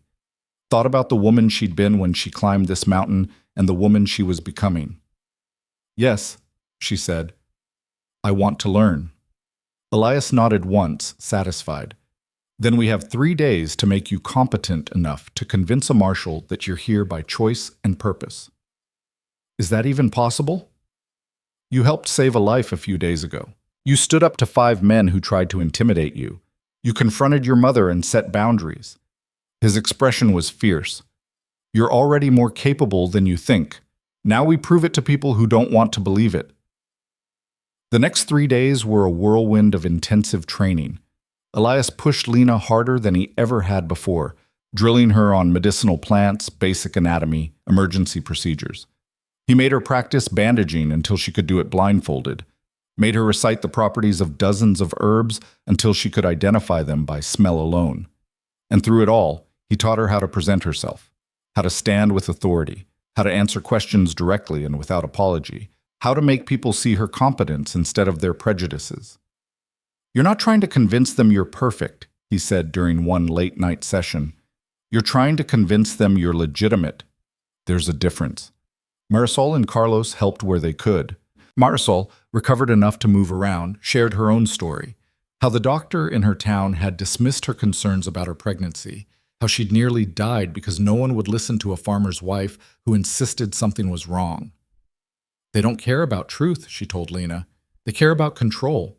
The only way to win is to refuse to play by their rules. How do we do that? Marisol smiled, tired but fierce. We survive. We thrive. We prove them wrong just by existing. On the morning of the 3rd day, they came. Lena woke to the sound of horses on the trail, more than 5 this time. Through the window, she counted 8 men on horseback, led by a tall figure in a territorial marshal's uniform. They brought reinforcements, she said to Elias, who was already dressed and preparing the cabin. Expected. He handed her a clean dress, simple but well made, the kind an apprentice healer might wear. Put this on. Remember what we practiced. Lena changed quickly, her hands steadier than she'd expected. By the time she emerged from the back room, the riders had entered the clearing. The marshal was a broad-shouldered man in his 50s with iron-gray hair and eyes that missed nothing. Dr. Gale rode beside him, along with Magistrate Reed and 5 other men Lena didn't recognize, probably hired muscle, there to enforce whatever the marshal decided. Elias stepped onto the porch, and Lena joined him. Carlos stayed inside with Marisol and the baby, as they'd planned. Elias Vance? The marshal called. That's right. I'm Marshal William Cross. I have documentation here. He held up a leather portfolio. authorizing me to investigate reports of illegal medical practice and to remove any individuals being held against their will. No one's being held against their will, Elias said calmly, but you're welcome to verify that for yourself. Marshal Cross dismounted, approached the porch with the confidence of someone used to being obeyed. His eyes swept over Lena, cataloging details. You're Lena Whitaker? I am. Are you here of your own free will? Yes. Are you being coerced or threatened in any way? No. Dr. Gale has expressed concern about the nature of your treatment and your current situation. He believes you may not be capable of making informed decisions about your own welfare. Lena felt anger flash through her, but she kept her voice level. Dr. Gale refused to treat me when I was dying. He told me my condition was my own moral failing and sent me away. I don't give much weight to his concerns about my welfare now. The marshal's eyebrow rose fractionally. He turned to Dr. Gale. Is that accurate? I made a professional medical judgment. Did you or did you not refuse to treat Miss Whitaker? Dr. Gale's face reddened. The situation was complex. Yes or no, doctor? A long pause. Then stiffly, I declined to provide treatment at that time, yes. Marshal Cross turned back to Lena. And you came here seeking alternative care? I came here because I had no other choice. I was dying and no one in Millbrook would help me. And now? Now I'm healthy, learning a trade, making something of myself. She met his eyes directly. I'm here because I choose to be. Because this place gave me what Millbrook never could, a chance to actually live. The marshal studied her for a long moment. Then he turned to Elias. I'll need to see your credentials, any documentation supporting your right to practice medicine in this territory. I don't practice medicine, Elias said. I'm an herbalist and healer operating on private property. I don't claim medical expertise or licensure. I simply help people who ask for help. And Miss Whitaker's status? She's my apprentice. Formally enrolled as of 3 days ago. He produced the paperwork. All legal and properly filed. Marshal Cross took the documents, examined them with meticulous care. Minutes passed. Dr. Gale shifted impatiently. The hired men looked bored. Finally, the marshal handed the papers back. Everything appears to be in order, he said. Miss Whitaker is of legal age, of sound mind, and here voluntarily. Mr. Vance has documentation supporting his land ownership and Miss Whitaker's apprenticeship. He turned to face Dr. Gale and Magistrate Reed.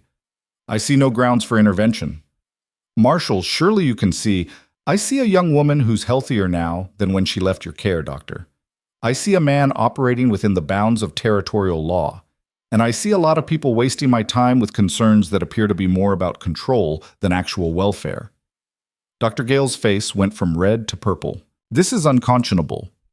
What's unconscionable, Marshal Cross said quietly, is a doctor who refuses to treat a dying patient and then has the audacity to question the person who saved her life. He remounted his horse. Miss Whitaker, if you ever change your mind or feel unsafe, you can reach me through the territorial office. Otherwise, this matter is closed. He wheeled his horse and started back down the trail. After a moment of stunned silence, the other riders followed. Dr. Gale remained, his hands clenched into fists. This isn't over, he said, his voice shaking with barely controlled rage. Yes, Lena said, surprised by the strength in her own voice. It is. Something in her expression must have finally convinced him, because Dr. Gale turned and rode away without another word. Lena watched them disappear into the trees, her heart pounding, her legs threatening to give out. The moment they were out of sight, she sat down hard on the porch steps. We did it, she breathed. You did it. Elias sat beside her. I just provided the legal framework. You're the one who convinced the marshal you were competent and free. Inside the cabin, she heard Marisol let out a whoop of triumph. Carlos appeared in the doorway, grinning. They're gone? He asked. They're gone, Elias confirmed. Truly? For now. Elias stood, offered Lena his hand. But she was right. This changes things. Lena took his hand, let him pull her to her feet. How? You stood up to power and won. Word of that will spread. People will hear about it. The girl who defied the doctor, who climbed a mountain and came back stronger. His pale eyes held something that might have been pride. You've become exactly what they feared. Someone who proves their system isn't the only way. Lena looked out at the mountains, at the clearing that had become her home, at the cabin where she'd been broken down and rebuilt into something fiercer. She thought about her mother's warning, about Dr. Gale's impotent rage, about the marshal's grudging respect, and she realized Elias was right. She'd won. Not by being perfect, or by following their rules, or by making herself small enough to fit their expectations. She'd won by refusing to break, by choosing herself when everyone else had abandoned her, by becoming, finally and irrevocably, free. The victory lasted exactly 4 days. 4 days of relative peace where Lena threw herself into learning with renewed intensity, where Marisol regained her strength and little Rosa, they'd named the baby after Carlos's grandmother, grew pinker and louder. 4 days where Elias pushed Lena through increasingly complex lessons, testing her knowledge of wounds and fevers and the 100 ways a human body could fail. 4 days before the sky turned the color of old bruises and the wind began to howl. Lena was in the garden, harvesting the last of the autumn roots when she felt the temperature drop. Not gradually, the way it usually did as evening approached, but all at once, like someone had opened a door to winter and forgotten to close it. She straightened, her hands full of dirt and withered burdock, and looked toward the horizon. The clouds rolling in from the north were massive, dark, and moving with unnatural speed. "Elias!" she called. He was already on the porch, his eyes fixed on the approaching storm. Something about his posture, rigid, alert, sent ice through Lena's veins. "How bad?" she asked as she climbed the steps. "Bad." He didn't look away from the clouds. "Maybe the worst I've seen up here. We should get everything secured. Already started." He finally turned to her. "But we have a bigger problem." Before he could explain, Carlos burst from the cabin, his face gray with panic. "Something's wrong with Marisol," he gasped. "She's bleeding. A lot." Lena's medical training, still new, still uncertain, screamed through her mind. Postpartum hemorrhaging. They'd covered it 2 days ago. It could happen weeks after delivery. It could kill. Elias was moving before Carlos finished speaking, Lena right behind him. Inside, Marisol lay on the bed, her face paper white, blood soaking through the blankets beneath her. Rosa screamed in her cradle, sensing her mother's distress. "When did this start?" Elias demanded, already examining Marisol with swift, efficient movements. 10 minutes ago, maybe less." Marisol's voice was weak, thready. "I thought it was normal, just spotting, but then, it's all right." Elias's voice cut through her rising panic with absolute authority. "We're going to handle this. Lena, I need hot water, all of it. Carlos, take the baby into the other room." "I'm not leaving her. You're in the way. Take your daughter and let us work." Not cruel, just factual. "Now!" Carlos grabbed Rosa, his hand shaking, and retreated to the main room.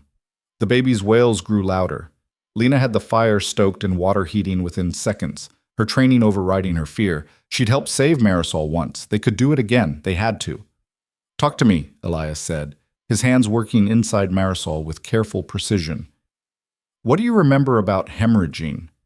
"Uterine atony. Retained placenta. Lacerations." Lena's voice was mechanical, reciting facts. "Check for clots.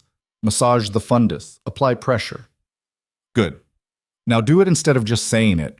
Lena moved to Marisol's side, placed her hands where Elias had taught her, and began the firm circular massage that would help the uterus contract.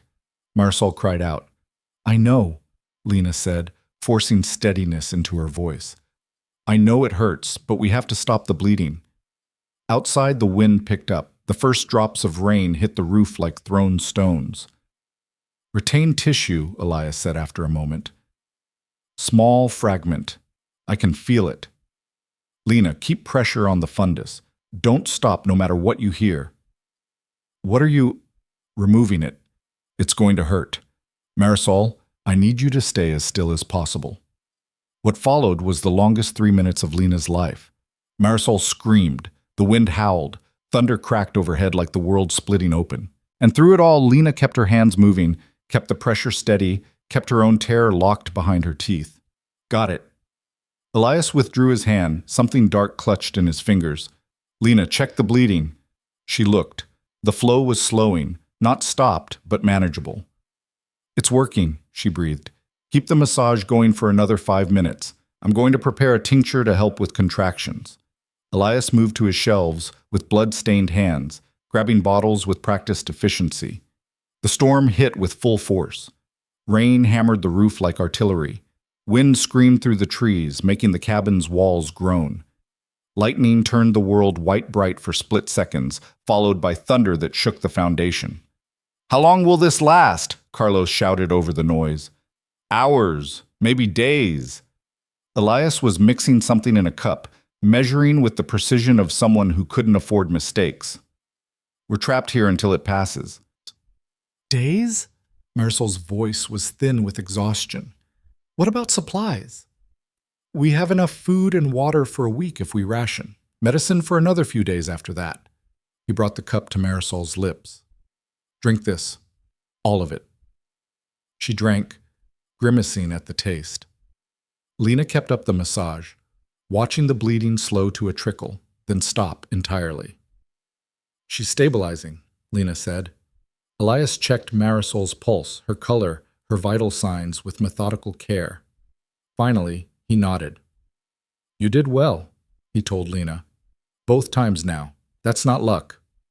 The praise warmed something in Lena's chest, but there was no time to bask in it. The storm was getting worse. A massive crash outside made everyone jump. Through the window, Lena saw a tree branch the size of a grown man lying across the clearing, torn free by the wind. "We need to secure the shutters," Elias said, "and move everything away from the windows. This is going to get worse before it gets better." They worked quickly, Elias and Carlos battling the wind to close and latch the heavy wooden shutters, while Lena made Marisol comfortable and moved Rosa's cradle to the safest corner of the cabin. By the time the men came back inside, both were soaked through and breathing hard. "One of the shutters is damaged," Carlos reported. "Won't latch properly." "Which one?" "North side. The wind's hitting it hardest." Elias swore under his breath. "We'll have to reinforce it from inside. If it blows open, we'll lose the whole wall." They spent the next hour bracing the weak shutter with everything they could find: planks of wood, the heavy kitchen table, even the iron stove tools wedged into place. It held, but barely. Every gust made it shudder and creak. Night fell, though it was hard to tell with the shutters closed. The cabin became a dark box punctuated by firelight and the constant roar of the storm. Rosa cried. Marisol drifted in and out of exhausted sleep. Carlos paced like a caged animal. And Lena found herself sitting beside Elias near the fire, both of them monitoring Marisol's condition and listening to the storm try to tear their shelter apart. "Have you seen storms like this before?" Lena asked quietly.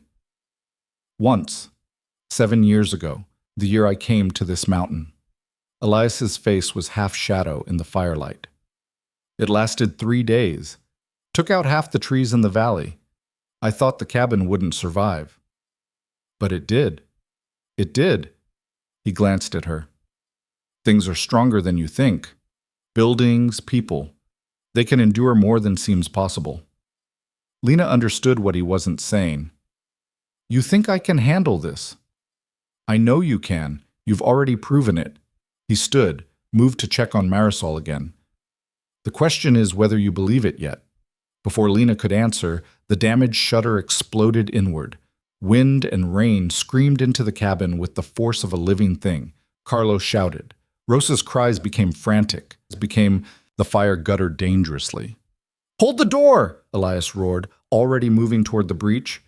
Lena threw herself against the main door as wind tried to rip it from its hinges. Carlos joined her, both of them straining against the pressure. Through the chaos, Lena watched Elias battle the shutter. He was strong, but the wind was stronger. Every time he got the shutter pulled back into place, another gust tore it away. "I need help," he called. "We can't leave the door," Carlos shouted back.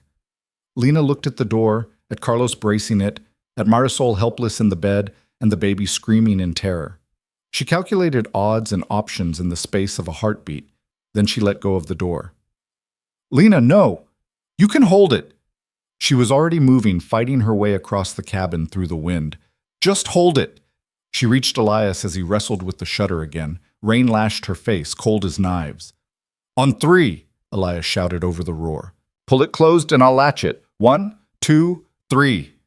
They hauled the shutter into place together. Lena's arms screamed with effort, her feet sliding on the wet floor, but she held on. Elias's hands worked the latch with desperate speed. It caught. They both sagged against the wall, gasping. "The table," Elias managed. "We need it braced again." Together they shoved the heavy kitchen table back against the shutter, wedging it so tightly nothing short of the whole wall collapsing would move it. The cabin fell into relative quiet. The storm still raged, but contained once more outside the walls. Lena looked around. Carlos still held the door, his face red with strain. Marisol had pulled herself upright despite her weakness, one hand clutching Rosa's cradle protectively. Everyone was accounted for. Everyone was alive. "Is everyone all right?" Elias demanded. A chorus of shaky affirmatives answered him. "Good." He moved through the cabin with swift efficiency, checking for other damage, making sure nothing else was compromised. "We're secure for now, but that was close." Too close, Lena thought, looking at the table braced against the shutter. If it gave way again, they might not be so lucky next time. The storm continued its assault through the long hours of darkness. Sleep was impossible. They took turns monitoring Marisol. Her bleeding had stopped, but she was weak, dangerously so. Rosa needed constant attention, and the cabin itself required vigilance, every creak and groan a potential warning of structural failure. Somewhere around what Lena guessed was 3 a.m, Carlos finally collapsed into exhausted sleep in his chair. Marisol dozed fitfully, Rosa mercifully quiet in her arms. Elias and Lena sat by the dying fire, both too wired to rest. "Tell me about the storm 7 years ago," Lena said softly. "The one when you first came here." Elias was quiet for so long she thought he might not answer. Then, "I wasn't alone." The words hung in the air, weighted with significance. "Who was with you?" Lena asked gently. "My daughter." His voice was flat, carefully empty of emotion. "She was sick with fever. I brought her here thinking the clean mountain air might help." He stared into the fire. "The storm hit on our second night. Lasted 3 days, just like I said. By the time it passed, the fever had gotten worse. I couldn't get her down the mountain fast enough." Lena's throat tightened. "Elias." "She died in my arms halfway down. Pneumonia, probably, or maybe just the fever burning too hot for too long." He finally looked at Lena, and his eyes were ancient with grief. "I was a doctor once. Did you know that? Trained at the best hospitals. Top of my class. And I couldn't save my own child." "That's not... I know. Intellectually, I know it wasn't my fault. Infections happen. Children die. All the medical knowledge in the world doesn't guarantee outcomes." He turned back to the fire. "But knowing something doesn't change how it feels. I came back to this mountain after I buried her. Couldn't stand to practice in the city anymore. Couldn't stand the certainty everyone had that medicine could fix everything. So you came here to fix what you could." "I came here to hide. Helping people was just what I did to fill the time." He glanced at her. "Until you showed up, half dead and furious, demanding I save you." "I didn't demand. You absolutely did. Not with words, but with every cell in your body that refused to quit." A ghost of a smile crossed his face. "You reminded me why I became a doctor in the first place.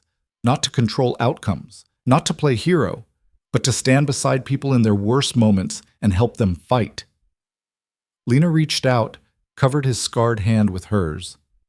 "I'm sorry about your daughter. Her name was Sarah." The name came out rough, like he didn't say it often. She liked butterflies and stories about dragons. She was afraid of the dark, but never admitted it. "She sounds wonderful." She was. Elias's hand turned under Lena's, gripping it. "And she would have liked you, your stubbornness, your refusal to accept what everyone told you was inevitable." They sat in silence, hands clasped, while the storm raged and the fire burned low. Lena thought about all the things Elias had taught her, not just medical knowledge, but how to stand in the face of pain without being destroyed by it, how to transform suffering into strength, how to keep fighting even when the outcome was uncertain. He'd learned those lessons the hardest way possible. "Thank you," she said finally. "For what?" "For seeing me when no one else would, for believing I could be more than what they'd decided I was. She squeezed his hand. For teaching me to believe it too. Elias nodded once, gruff with emotion. You did the work. I just provided the framework. We both know it's more than that. Outside, the storm began to ease. Not quickly, but gradually. The wind losing its fury, the rain softening from assault to mere downpour. It's passing, Elias said. How long until we can get out? Another day at least. The trails will be impassable until the water drains. He stood, moved to check the shutters. But we're through the worst of it. Lena wasn't so sure. The worst came 6 hours later, just as weak dawn light began filtering through the cracks in the shutters. Marisol's bleeding started again. This time, it was worse. Not the steady flow from before, but sudden and massive. Lena woke to Carlos's shout of terror and found herself moving before conscious thought kicked in. Elias was already there, his hands working with desperate speed. What happened? Lena demanded, taking her position at Marisol's side. Secondary hemorrhage. The uterus isn't contracting properly. Elias's voice was tight. We need to control the bleeding or she'll go into shock. Tell me what to do. Fundal massage. Harder than before.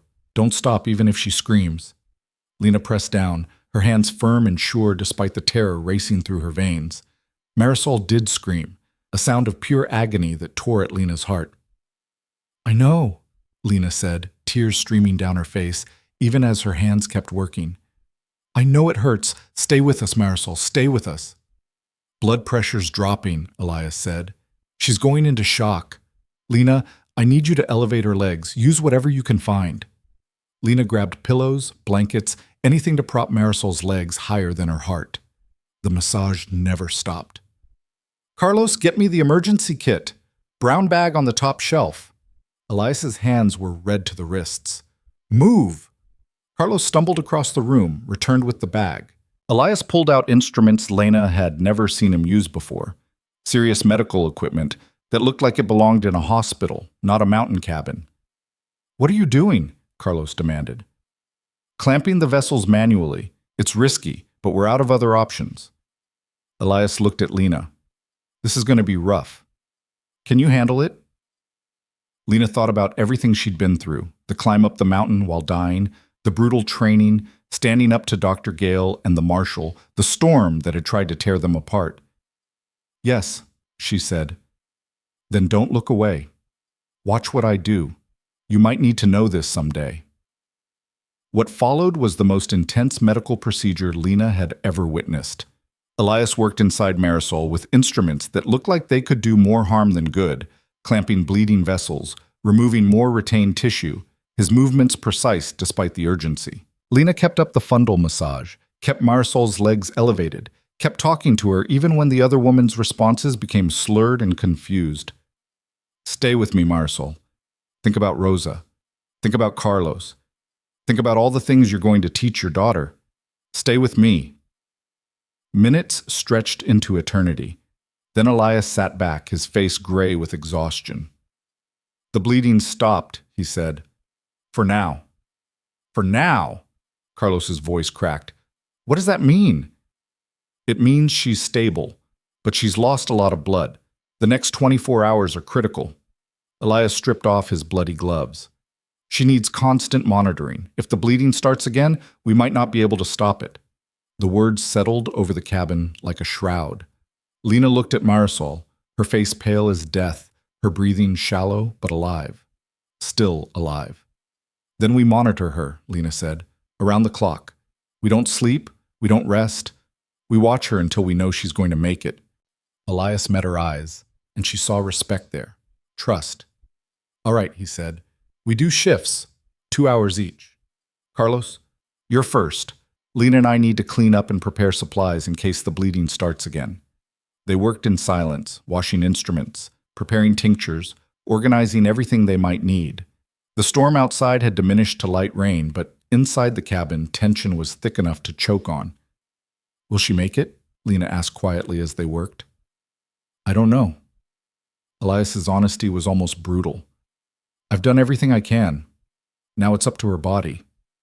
That's not good enough. It's all we have. He looked at her, his winter-pale eyes shadowed with old grief. Sometimes you can do everything right and still lose. That's not failure, that's just the nature of what we do. I can't accept that. You have to, because if you take every death personally, you'll break, and broken healers can't help anyone. Lena wanted to argue, but she saw the weight of experience in his face. He'd learned this lesson with his daughter, with countless other patients over the years, with every person he couldn't save despite his best efforts. How do you live with it? She asked. By remembering the ones who lived? By knowing that every person I help is someone who might have died without intervention. He finished organizing the supplies, turned to face her fully. And by teaching people like you to carry on the work when I'm gone. The words hit Lena with unexpected force.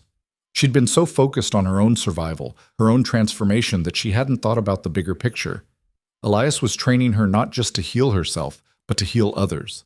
To stand in the gap between life and death for people who had nowhere else to turn. To become what he was. The magnitude of it should have terrified her. Instead, she felt something settle into place. A sense of purpose so clear it was like seeing through clean water. I won't let you down, she said. I know. Elias's hand rested briefly on her shoulder. You've already proven that. They took their shifts through the long day and longer night, monitoring Marisol's every breath, checking her pulse and temperature and the pads beneath her for any sign of renewed bleeding. The bleeding didn't return. Slowly, incrementally, Marisol's color improved. Her breathing deepened. Her pulse strengthened. By the time dawn broke on the second day after the storm, she was conscious and coherent, able to hold Rosa and whisper to Carlos that she was going to be fine. Lena sat on the porch, watching the sun rise over the mountains, exhausted beyond measure, her clothes still stained with Marisol's blood. Elias found her there. She's going to make it, he said. I know. Lena couldn't stop the smile that spread across her face. We did it. Did. You did it. You kept her alive while I worked. You didn't panic, didn't freeze. You functioned. Is that what being a healer is? Just functioning when everyone else is falling apart? That's exactly what it is. Elias sat beside her. The knowledge matters, but the ability to stay calm in crisis, that's what saves lives. They sat in comfortable silence, watching the world wake up after the storm. The clearing was littered with broken branches and debris. One of the garden beds had been completely destroyed, but the cabin still stood. Everyone inside was alive. It felt like victory. The trails will be clear by tomorrow, Elias said. Carlos and Marisol can head home once she's strong enough to travel. And then? And then we continue your training. You've passed the crisis test. Now we work on everything else. He glanced at her. Unless you've changed your mind about this path. Lena thought about the past 2 days. The terror and exhaustion, the weight of holding someone's life in her hands, the crushing responsibility of knowing that her actions could mean the difference between survival and death. She thought about how it had felt to keep Marisol alive, to see her open her eyes, to know that she'd helped make that possible. I haven't changed my mind, she said. Good. Elias stood, offered her his hand, because you're going to be extraordinary at this, and the world needs people willing to stand in the storm. Lena took his hand and let him pull her to her feet. Together they walked back into the cabin, ready to face whatever came next. The snow came early that year, dusting the mountains with white 2 weeks before it was expected. Lena stood at the edge of the clearing watching fat flakes drift down through the pines, her breath misting in the cold morning air. 6 months had passed since the storm that nearly took Marisol's life. 6 months since Lena had proven to herself that she could stand steady when everything was falling apart. 6 months of transformation so complete she barely recognized the woman she'd been. Behind her, the cabin had changed too. A new structure stood beside it, smaller, simpler, built with Carlos's help before he and Marisol had returned to their valley. A workspace, Elias called it. A place where Lena could see patients of her own while continuing to learn. Because people had started coming. Word had spread, the way it always did in isolated communities, whispered at first, then spoken aloud, then finally shouted by those whose lives had been saved. The girl on the mountain who'd been cast out and came back whole. The healer who worked alongside the hermit. The woman who refused to bow to the system that tried to destroy her. They came in ones and twos at first. A farmer's son with an infected wound his local doctor had said would require amputation. A pregnant woman whose previous 3 pregnancies had ended in tragedy. An elderly man coughing blood who'd been told there was nothing to be done. Lena treated them all under Elias's watchful eye, her confidence growing with each successful outcome. The failures hurt worse than she'd expected. Not everyone could be saved. Not every condition had a remedy. But she was learning what Elias had tried to teach her from the beginning, that doing her best was enough, even when her best wasn't sufficient to change the outcome. "You're thinking too loud," Elias said from the doorway. "I can hear it from inside." Lena smiled without turning. "Just watching the snow, liar." He joined her at the clearing's edge, his own breath clouding in the cold. "You're thinking about the Henderson boy." She was. James Henderson had come to them 3 days ago with symptoms that suggested pneumonia.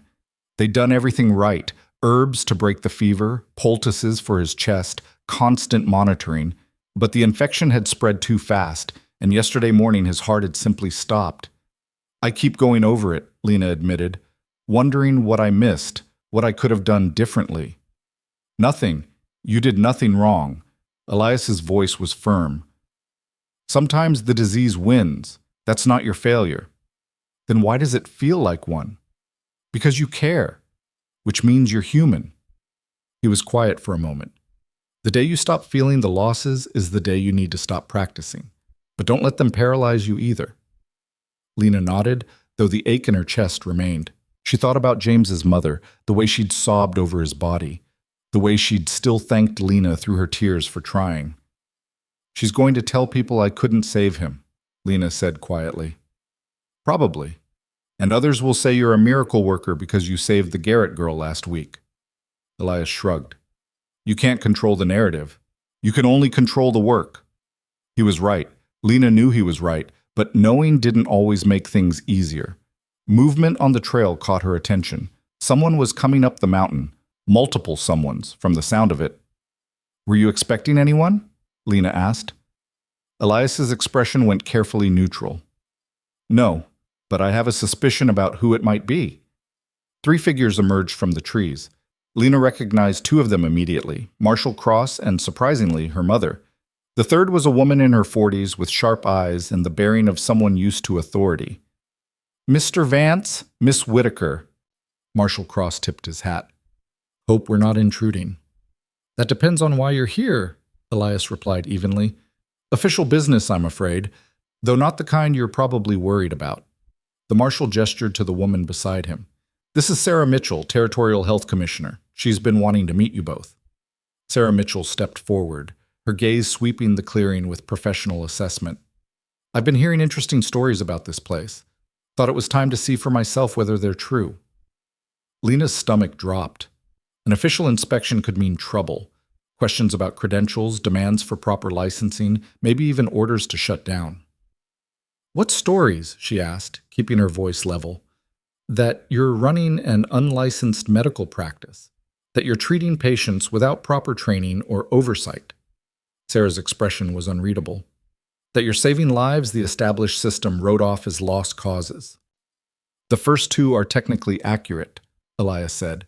"The third is subjective." "Is it?" Sarah pulled a folder from her bag. "I have documentation here from 17 families, testimonials about treatments received on this mountain, recovery from conditions deemed terminal, births that succeeded against all odds." She looked between Elias and Lena. "Either you're both exceptionally lucky, or you're exceptionally skilled." "What's your point?" Lena asked. "My point is that the territorial government is interested in establishing legitimate medical services in underserved areas.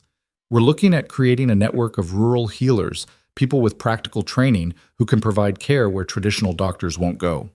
Sarah opened the folder. "People like you." Lena's heart hammered. "I'm not a licensed doctor." "No, but you're apprenticed to one." Sarah glanced at Elias. "Oh yes, I did my research." Elias Vance graduated top of his class from Boston Medical College, practiced for 6 years at Mass General before disappearing into the mountains. Still technically licensed, though inactive. Elias's face could have been carved from stone. That was another life. And yet you never surrendered your credentials, which means you're legally qualified to train apprentices and certify them for practice. Sarah pulled out another document. The territory is willing to recognize Miss Whitaker as a certified healer, provided she passes an examination and agrees to serve underserved communities. Lena stared at the document, hardly daring to believe what she was hearing. Official recognition, legal standing, the ability to practice without fear of prosecution or persecution. Why? She asked. Why now? Because the current system is failing. Sarah's voice turned hard. I've seen the reports. Towns where the only doctor refuses half his patients because they can't pay or don't meet his moral standards. Women dying in childbirth because they're considered too poor to warrant proper care. Children with treatable conditions being written off as hopeless. She looked directly at Lena. You were one of those cases, weren't you? Lena's hand unconsciously moved to her arm, where only faint scars remained of the infection that had nearly killed her. Yes. And Dr. Harrison Gale refused to treat you. He did. He's not the only one. We've documented dozens of similar cases across the territory. Sarah's expression was fierce. I'm tired of watching people die because doctors with God complexes decide who deserves to live. If you're willing to serve where they won't, I'm willing to give you the authority to do it. Lena looked at Elias. He met her eyes, and she saw something in them she'd never seen before. Hope, maybe. Or pride. What would the examination involve? Elias asked. Practical demonstration of skills, knowledge assessment, review of cases you've handled. Sarah tucked the folder back into her bag. Standard certification process adapted for field practitioners. If she passes, she gets official recognition as a territorial healer with full legal standing to practice. And if she doesn't pass? Then she continues as your apprentice until she's ready to try again. No penalties, no restrictions. Sarah's voice softened slightly. I'm not here to shut you down. I'm here to give you a legitimate path forward. Lena's mother, who'd been silent throughout the exchange, finally spoke. Lena, this is an opportunity, a real one. I know what it is, Mama. Lena's relationship with her mother had thawed somewhat over the months. Helen had visited twice, each time staying longer, each time the conversations cutting a little less deep, but trust was still a fragile thing between them. Then say yes. Helen's voice carried a note of urgency. Show them what you can do. Lena turned to Elias instead. What do you think? I think you're ready. Simple, direct, absolutely certain. I think you've been ready for months, and I think this gives you protection from people who'd rather see you fail than admit they were wrong. He meant Dr. Gale, Magistrate Reed, all the men who'd tried to force her back into a box she'd outgrown. When would the examination take place? Lena asked Sarah. 2 weeks from now, in Millbrook. Sarah must have seen Lena's expression change because she added quickly, I know that's complicated for you, but it needs to be public, needs to be witnessed by the community and the medical board. Otherwise, people will claim favoritism or fraud. You're asking me to go back to the place that tried to kill me and prove myself to people who think I'm worthless. Lena's laugh was bitter. That's quite an ask. I know. But if you pass, when you pass, they'll have to accept you. Not just tolerate you, but recognize you as legitimate. Sarah's eyes were sympathetic but firm. Sometimes the only way to change a system is from inside it. Lena thought about the past 6 months, thought about every patient she'd treated, every life she'd helped save, thought about James Henderson and the weight of failure, but also about the Garrett girl who was alive because Lena had diagnosed her appendicitis before it ruptured, about the farmer's son who still had his leg, about Marisol and baby Rosa thriving in their valley home. She thought about the woman she'd been, broken, desperate, ready to die rather than continue suffering. And she thought about the woman she'd become, strong, skilled, unafraid. I'll do it, she said. 2 weeks. Millbrook. I'll take your examination. Sarah's smile was approving. Good. I'll send the details within the week. She glanced at the sky, where snow was falling heavier now. We should head back before the weather turns. Marshall? Marshall Cross nodded, tipped his hat again. Miss Whitaker, Mr. Vance, see you in 2 weeks. They disappeared back down the trail, leaving Helen standing awkwardly in the clearing. I should go too, she said, before the snow gets worse. Mama? Lena stopped her. Why did you come? Helen was quiet for a moment, her hands twisting in her coat. Because I wanted you to know that I'll be there, at the examination, and whatever happens, whatever they say about you, I'm going to stand up and tell them the truth. What truth? That I failed you, that Dr. Gale failed you, that the whole town failed you, and you survived anyway. Tears welled in Helen's eyes. That my daughter is the strongest person I've ever known, and I'm sorry it took me so long to see it. The apology landed differently this time. Not hollow or self-serving, but genuine. Hard-won. Lena crossed the clearing and hugged her mother for the first time in nearly a year. Helen clutched her tight, both of them crying. I'm proud of you, Helen whispered. So proud. Thank you, Mama. When Helen finally pulled back, her face was blotchy but determined. I'll see you in Millbrook. And Lena, you're going to show them exactly what you're made of. She left, her footsteps fading down the trail. Elias waited until she was gone before speaking. That was unexpected. Which part?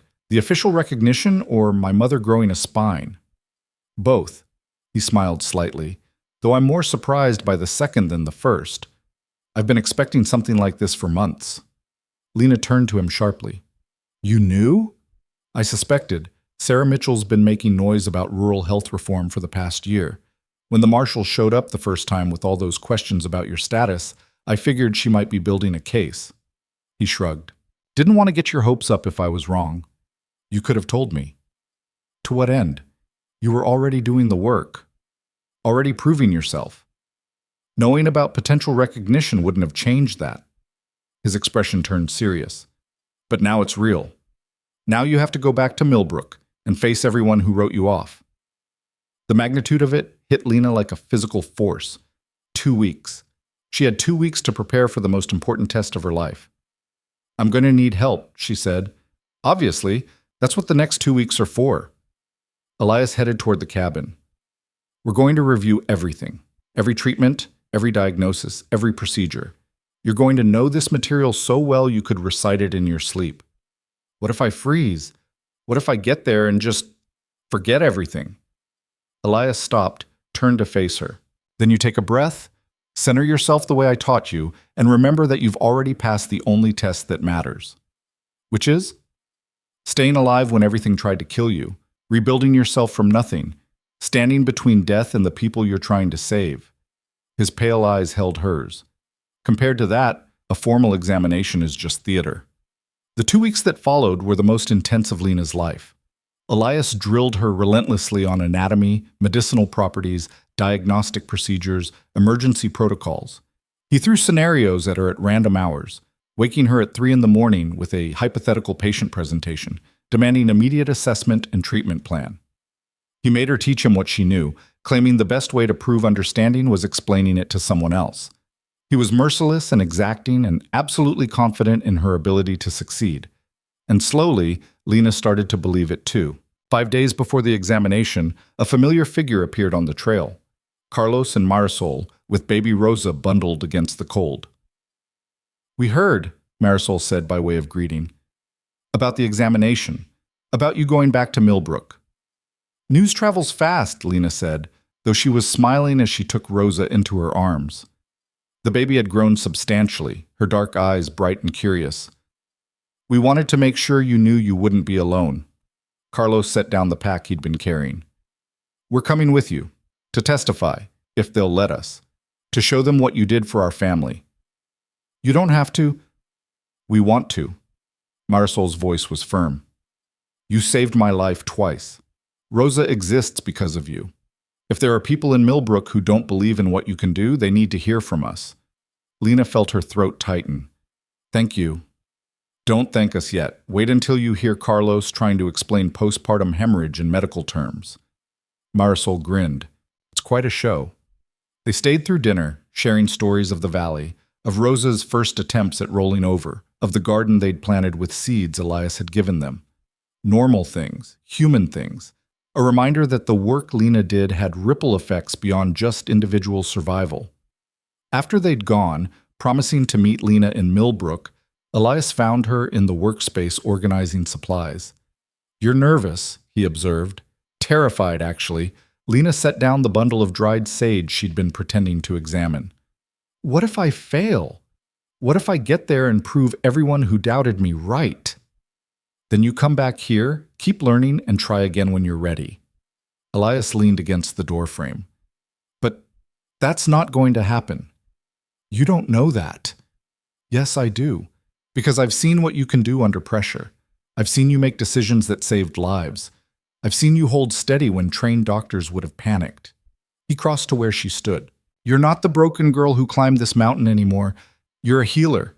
It's time you started seeing yourself that way. What if they don't see me that way? What if all they see is the sick girl they threw away? Then they're fools, and their opinion doesn't matter. His hand rested on her shoulder. The only opinion that matters is yours. Do you believe you can do this? Lena thought about the question seriously, searched herself for doubt, and found only a clear, bright certainty. Yes, she said, I believe I can. Good. Then the rest is just details. The morning of the examination arrived cold and clear. Lena dressed carefully in clothes that walked the line between professional and practical. A simple dress in deep blue, her hair pulled back neatly, her hands scrubbed clean, and her nails trimmed short. She looked like someone who took her work seriously. She looked like a healer. The ride down the mountain felt both endless and far too short. Elias accompanied her, along with a small group of former patients who'd insisted on being present. By the time they reached Millbrook, the sun was high overhead and the town square was crowded. News had spread clearly. Half the town seemed to have turned out to witness Lena Whitaker's examination. Sarah Mitchell had set up a testing area in the town hall. Tables, chairs, medical supplies, and a panel of 3 evaluators, including herself, a doctor from the territorial capital, and to Lena's shock, Marshall Cross. Dr. Gale sat in the front row of observers, his face thunderous, Magistrate Reed beside him, the town council, people who'd watched Lena suffer and done nothing. And in the back, her mother, standing straight and proud. Miss Whitaker, Sarah Mitchell's voice cut through the murmur of the crowd. Are you ready to begin? Lena took a deep breath, felt the air fill her lungs properly, felt her center of gravity settle. I am. Very well. We'll start with a knowledge assessment, then move to practical demonstration, and conclude with case review. Sarah gestured to a chair. Please be seated. The next 2 hours were grueling. Questions came rapid fire from all 3 evaluators, testing everything from basic anatomy to complex treatment protocols. They asked about dosages, contraindications, emergency procedures, ethical considerations. Lena answered each one clearly and completely, her voice never wavering. When they moved to practical demonstration, Sarah presented a series of scenarios using volunteers from the crowd. A man with a compound fracture to set, a woman showing signs of shock, a child with a suspicious rash. Lena treated each one with calm efficiency, explaining her reasoning as she worked, demonstrating techniques she'd practiced hundreds of times on the mountain. The final portion was case review. Sarah had gathered testimony from patients Lena had treated, asking her to explain her diagnostic reasoning and treatment approach for each. This was where Lena's voice finally shook, not from uncertainty, but from emotion. Each case was a person, a life, a story that had intersected with hers at a crucial moment. The Henderson boy, Sarah said, consulting her notes. James Henderson, age 12, presented with respiratory distress 3 weeks ago, died despite treatment. Walk me through that case. The crowd went silent. This was the test within the test, how Lena handled failure. James presented with fever, productive cough, and labored breathing, Lena began, her voice steady despite the pain in her chest.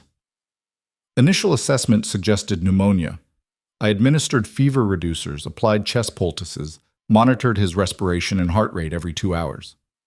And yet he died. This from Dr. Gale, unable to contain himself. Clearly, your treatment was inadequate.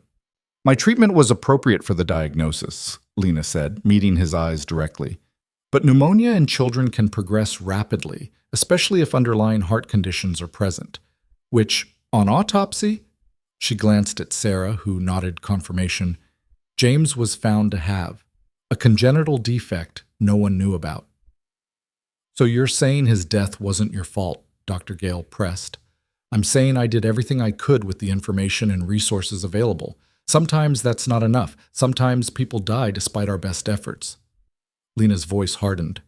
But I tried, which is more than some doctors can say. The implication hung in the air. Dr. Gale's face went purple, but before he could respond, Sarah Mitchell intervened. Thank you, Miss Whitaker. That completes the examination. She conferred quietly with the other two evaluators. The wait felt eternal. Lena sat in her chair, hands folded in her lap, breathing steadily. Elias caught her eye from the crowd and nodded once. You did well. Finally, Sarah stood. The panel has reached a decision. Her voice carried across the silent hall. Based on demonstrated knowledge, practical skills, and ethical reasoning, we find that Lena Whitaker meets the standards for certification as a territorial healer. The hall erupted. Cheers from some, angry protests from others. Lena sat frozen, hardly able to process what she'd heard. She'd passed. Furthermore, Sarah continued, raising her voice over the noise, Miss Whitaker is hereby granted full authority to practice healing arts throughout this territory, with all legal protections and responsibilities that entails. Dr. Gale was on his feet. This is absurd. She's had barely a year of training. She's had intensive apprenticeship under a licensed physician and has demonstrated competency exceeding many practitioners with formal degrees, Sarah shot back. Unless you're suggesting your own evaluation standards are insufficient, Dr. Gale? He had no answer for that. Marshall Cross stood, his presence commanding silence. I want to add something, if I may. He looked directly at Lena. I've investigated this young woman's case thoroughly, reviewed the medical records, or lack thereof, from her time in Millbrook, interviewed witnesses, and what I found was a pattern of medical abandonment that borders on criminal. Murmurs rippled through the crowd. Dr. Gale refused treatment to a dying patient based on moral judgment rather than medical assessment. The town council stood by and watched it happen. And when that patient survived anyway, they tried to use legal force to drag her back into the system that failed her. Marshall Cross's voice was hard as iron. Miss Whitaker didn't just pass this examination. She proved that sometimes the outcasts have more integrity than the institutions that cast them out. The silence that followed was profound. Then Helen Whitaker stood.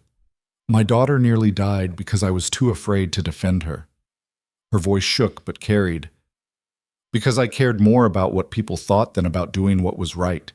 She survived despite me, despite this town, despite everyone who should have protected her. Tears streamed down Helen's face. She's twice the person I'll ever be, and I'm honored to be her mother. One by one, other people stood. Marisol and Carlos holding baby Rosa, the farmer whose son still had his leg, the Garrett girls' parents, former patients, their families, people whose lives had been touched by Lena's work. She saved my daughter, someone called out. She treated my father when no one else would. She never turned anyone away. The testimonials built on each other, a wave of voices speaking truth against years of silence. Dr. Gale looked around at the crowd, his face ashen, and seemed to realize he'd lost. Without a word, he stood and left the hall. Several council members followed him. Let them go, Lena thought. Let them carry their shame with them. Sarah Mitchell approached with an official document, sealed with the territorial stamp. Your certification, she said, handing it to Lena. Use it well. Lena took the document with shaking hands. Official recognition, legal standing, everything she'd never dared to hope for when she first climbed that mountain. Thank you, she managed. Don't thank me. You earned this. Sarah's smile was genuine. Now go do the work. The crowd dispersed slowly, many people stopping to congratulate Lena or share their own stories. She listened to each one, overwhelmed by the outpouring of support. Finally, the hall cleared, leaving just Lena, Elias, and her mother. I'm proud of you, Helen said again, as if she couldn't say it enough times. I know, Mama. Will you stay in Millbrook? The hope in Helen's voice was almost painful. Lena looked at Elias, then back at her mother. No, my work is on the mountain. That's where people come when they have nowhere else to go. That's where I'm needed.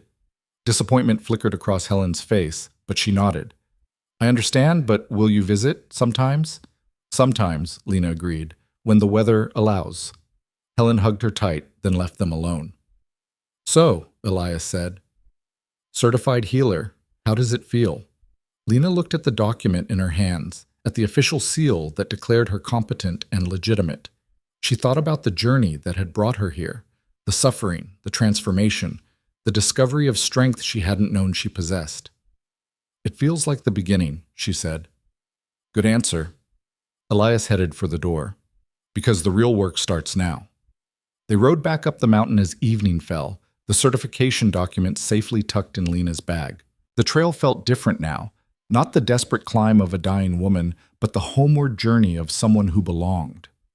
When they reached the clearing, everything looked exactly the same and completely different. The cabin, the garden, the workspace. Home in a way nowhere else had ever been. Over the following months, Lena's practice grew. Word of her certification spread, bringing people from valleys and settlements across the territory. Some came for treatment, others came to learn, asking if she'd take apprentices of her own. She took 3, 2 young women and a man, all of them outcasts in their own ways, all of them hungry to prove themselves. She taught them the way Elias had taught her, with brutal honesty, uncompromising standards, and absolute faith in their capacity to become extraordinary. Elias stepped back gradually, letting Lena take the lead, watching with quiet satisfaction as she came into her own authority. They worked as partners now, equals in the truest sense. And when people asked how she'd survived, how she'd transformed from the broken girl Dr. Gale had thrown away into the healer who saved lives he'd written off, Lena told them the truth. I stopped believing the lies I'd been taught, about what I deserved, what I was capable of, what was possible. Her voice never wavered when she said it. And I found someone who saw what I could become instead of what I'd been broken into. 1 year to the day after her certification, Lena stood on the porch watching the sun rise over the mountains. The valley below was waking up, smoke from chimneys, voices carrying on the wind, the sounds of life continuing. 3 of her patients were recovering inside. 2 apprentices were studying in the workspace. And Elias was probably already awake, reviewing medical journals by lamplight. It was everything she'd never known she wanted. Footsteps behind her announced Elias's arrival. He handed her a cup of the terrible morning medicine. She'd learned to make it herself now, had even improved the taste slightly. Big day, he said. It was. Sarah Mitchell was coming to discuss expanding the rural healer program, using Lena's practice as a model. There were rumors of funding, of building a network across the territory, of creating alternatives to the system that had failed so many. Nervous? Elias asked. No. And she meant it. Just ready. They stood together in comfortable silence, watching the world wake up around them. Lena thought about the girl who'd climbed this mountain dying and desperate. Thought about the brutal work of rebuilding herself. Thought about every patient saved, every life touched, every person who'd found hope where they'd expected only rejection. She thought about her mother, who visited monthly now, slowly learning to be proud instead of afraid. She thought about Dr. Gale, who'd quietly retired after the examination, his reputation never recovering from the truth of what he'd done. And she thought about Elias, who'd seen something worth saving in a broken girl and had given her the tools to save herself. Thank you, she said quietly. For what? For everything. For seeing me. For teaching me. For believing I could be more than what they said I was. Elias was quiet for a long moment. Then, you gave me something too. What? A reason to come down from this mountain, a legacy that matters. He looked at her, and his winter-pale eyes were warm. My daughter would have liked you, would have been proud to know the work I started didn't die with her. Lena's throat tightened. I hope I'm making her proud. You are. Every day.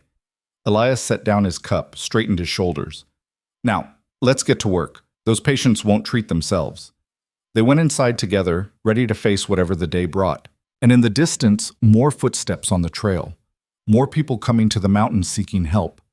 More lives waiting to be saved by the woman who'd learned that survival wasn't enough, that true healing meant refusing to accept the limitations others tried to impose, fighting for every person they said wasn't worth saving, and building something better from the ruins of what had failed. Lena Whitaker had been cast out to die. Instead, she'd learned to live. And in learning to save herself, she'd discovered how to save others. The mountain that had been her refuge became her foundation. The suffering that nearly destroyed her became the source of her strength, and the girl they'd thrown away became the healer they couldn't ignore. She stood at the threshold of the cabin, certified and confident, looking out at the trail where broken people would continue to arrive seeking hope. And she was ready. She would always be ready, because she'd learned the most important lesson of all, that the only approval that mattered was her own, that her worth wasn't determined by those who'd failed to see it, and that the girl who'd been deemed unworthy had always been worthy of exactly what she'd fought so hard to claim. Life, freedom, purpose, the right to exist on her own terms, to heal on her own authority, to stand tall in the face of everything that had tried to make her small. She'd won. Not by playing their game, but by refusing to play at all. And that victory, hard-earned, blood-bought, absolutely hers, was sweeter than anything she'd imagined when she'd first started climbing toward an uncertain future. The future wasn't uncertain anymore. It was hers to shape, and she would shape it into something extraordinary.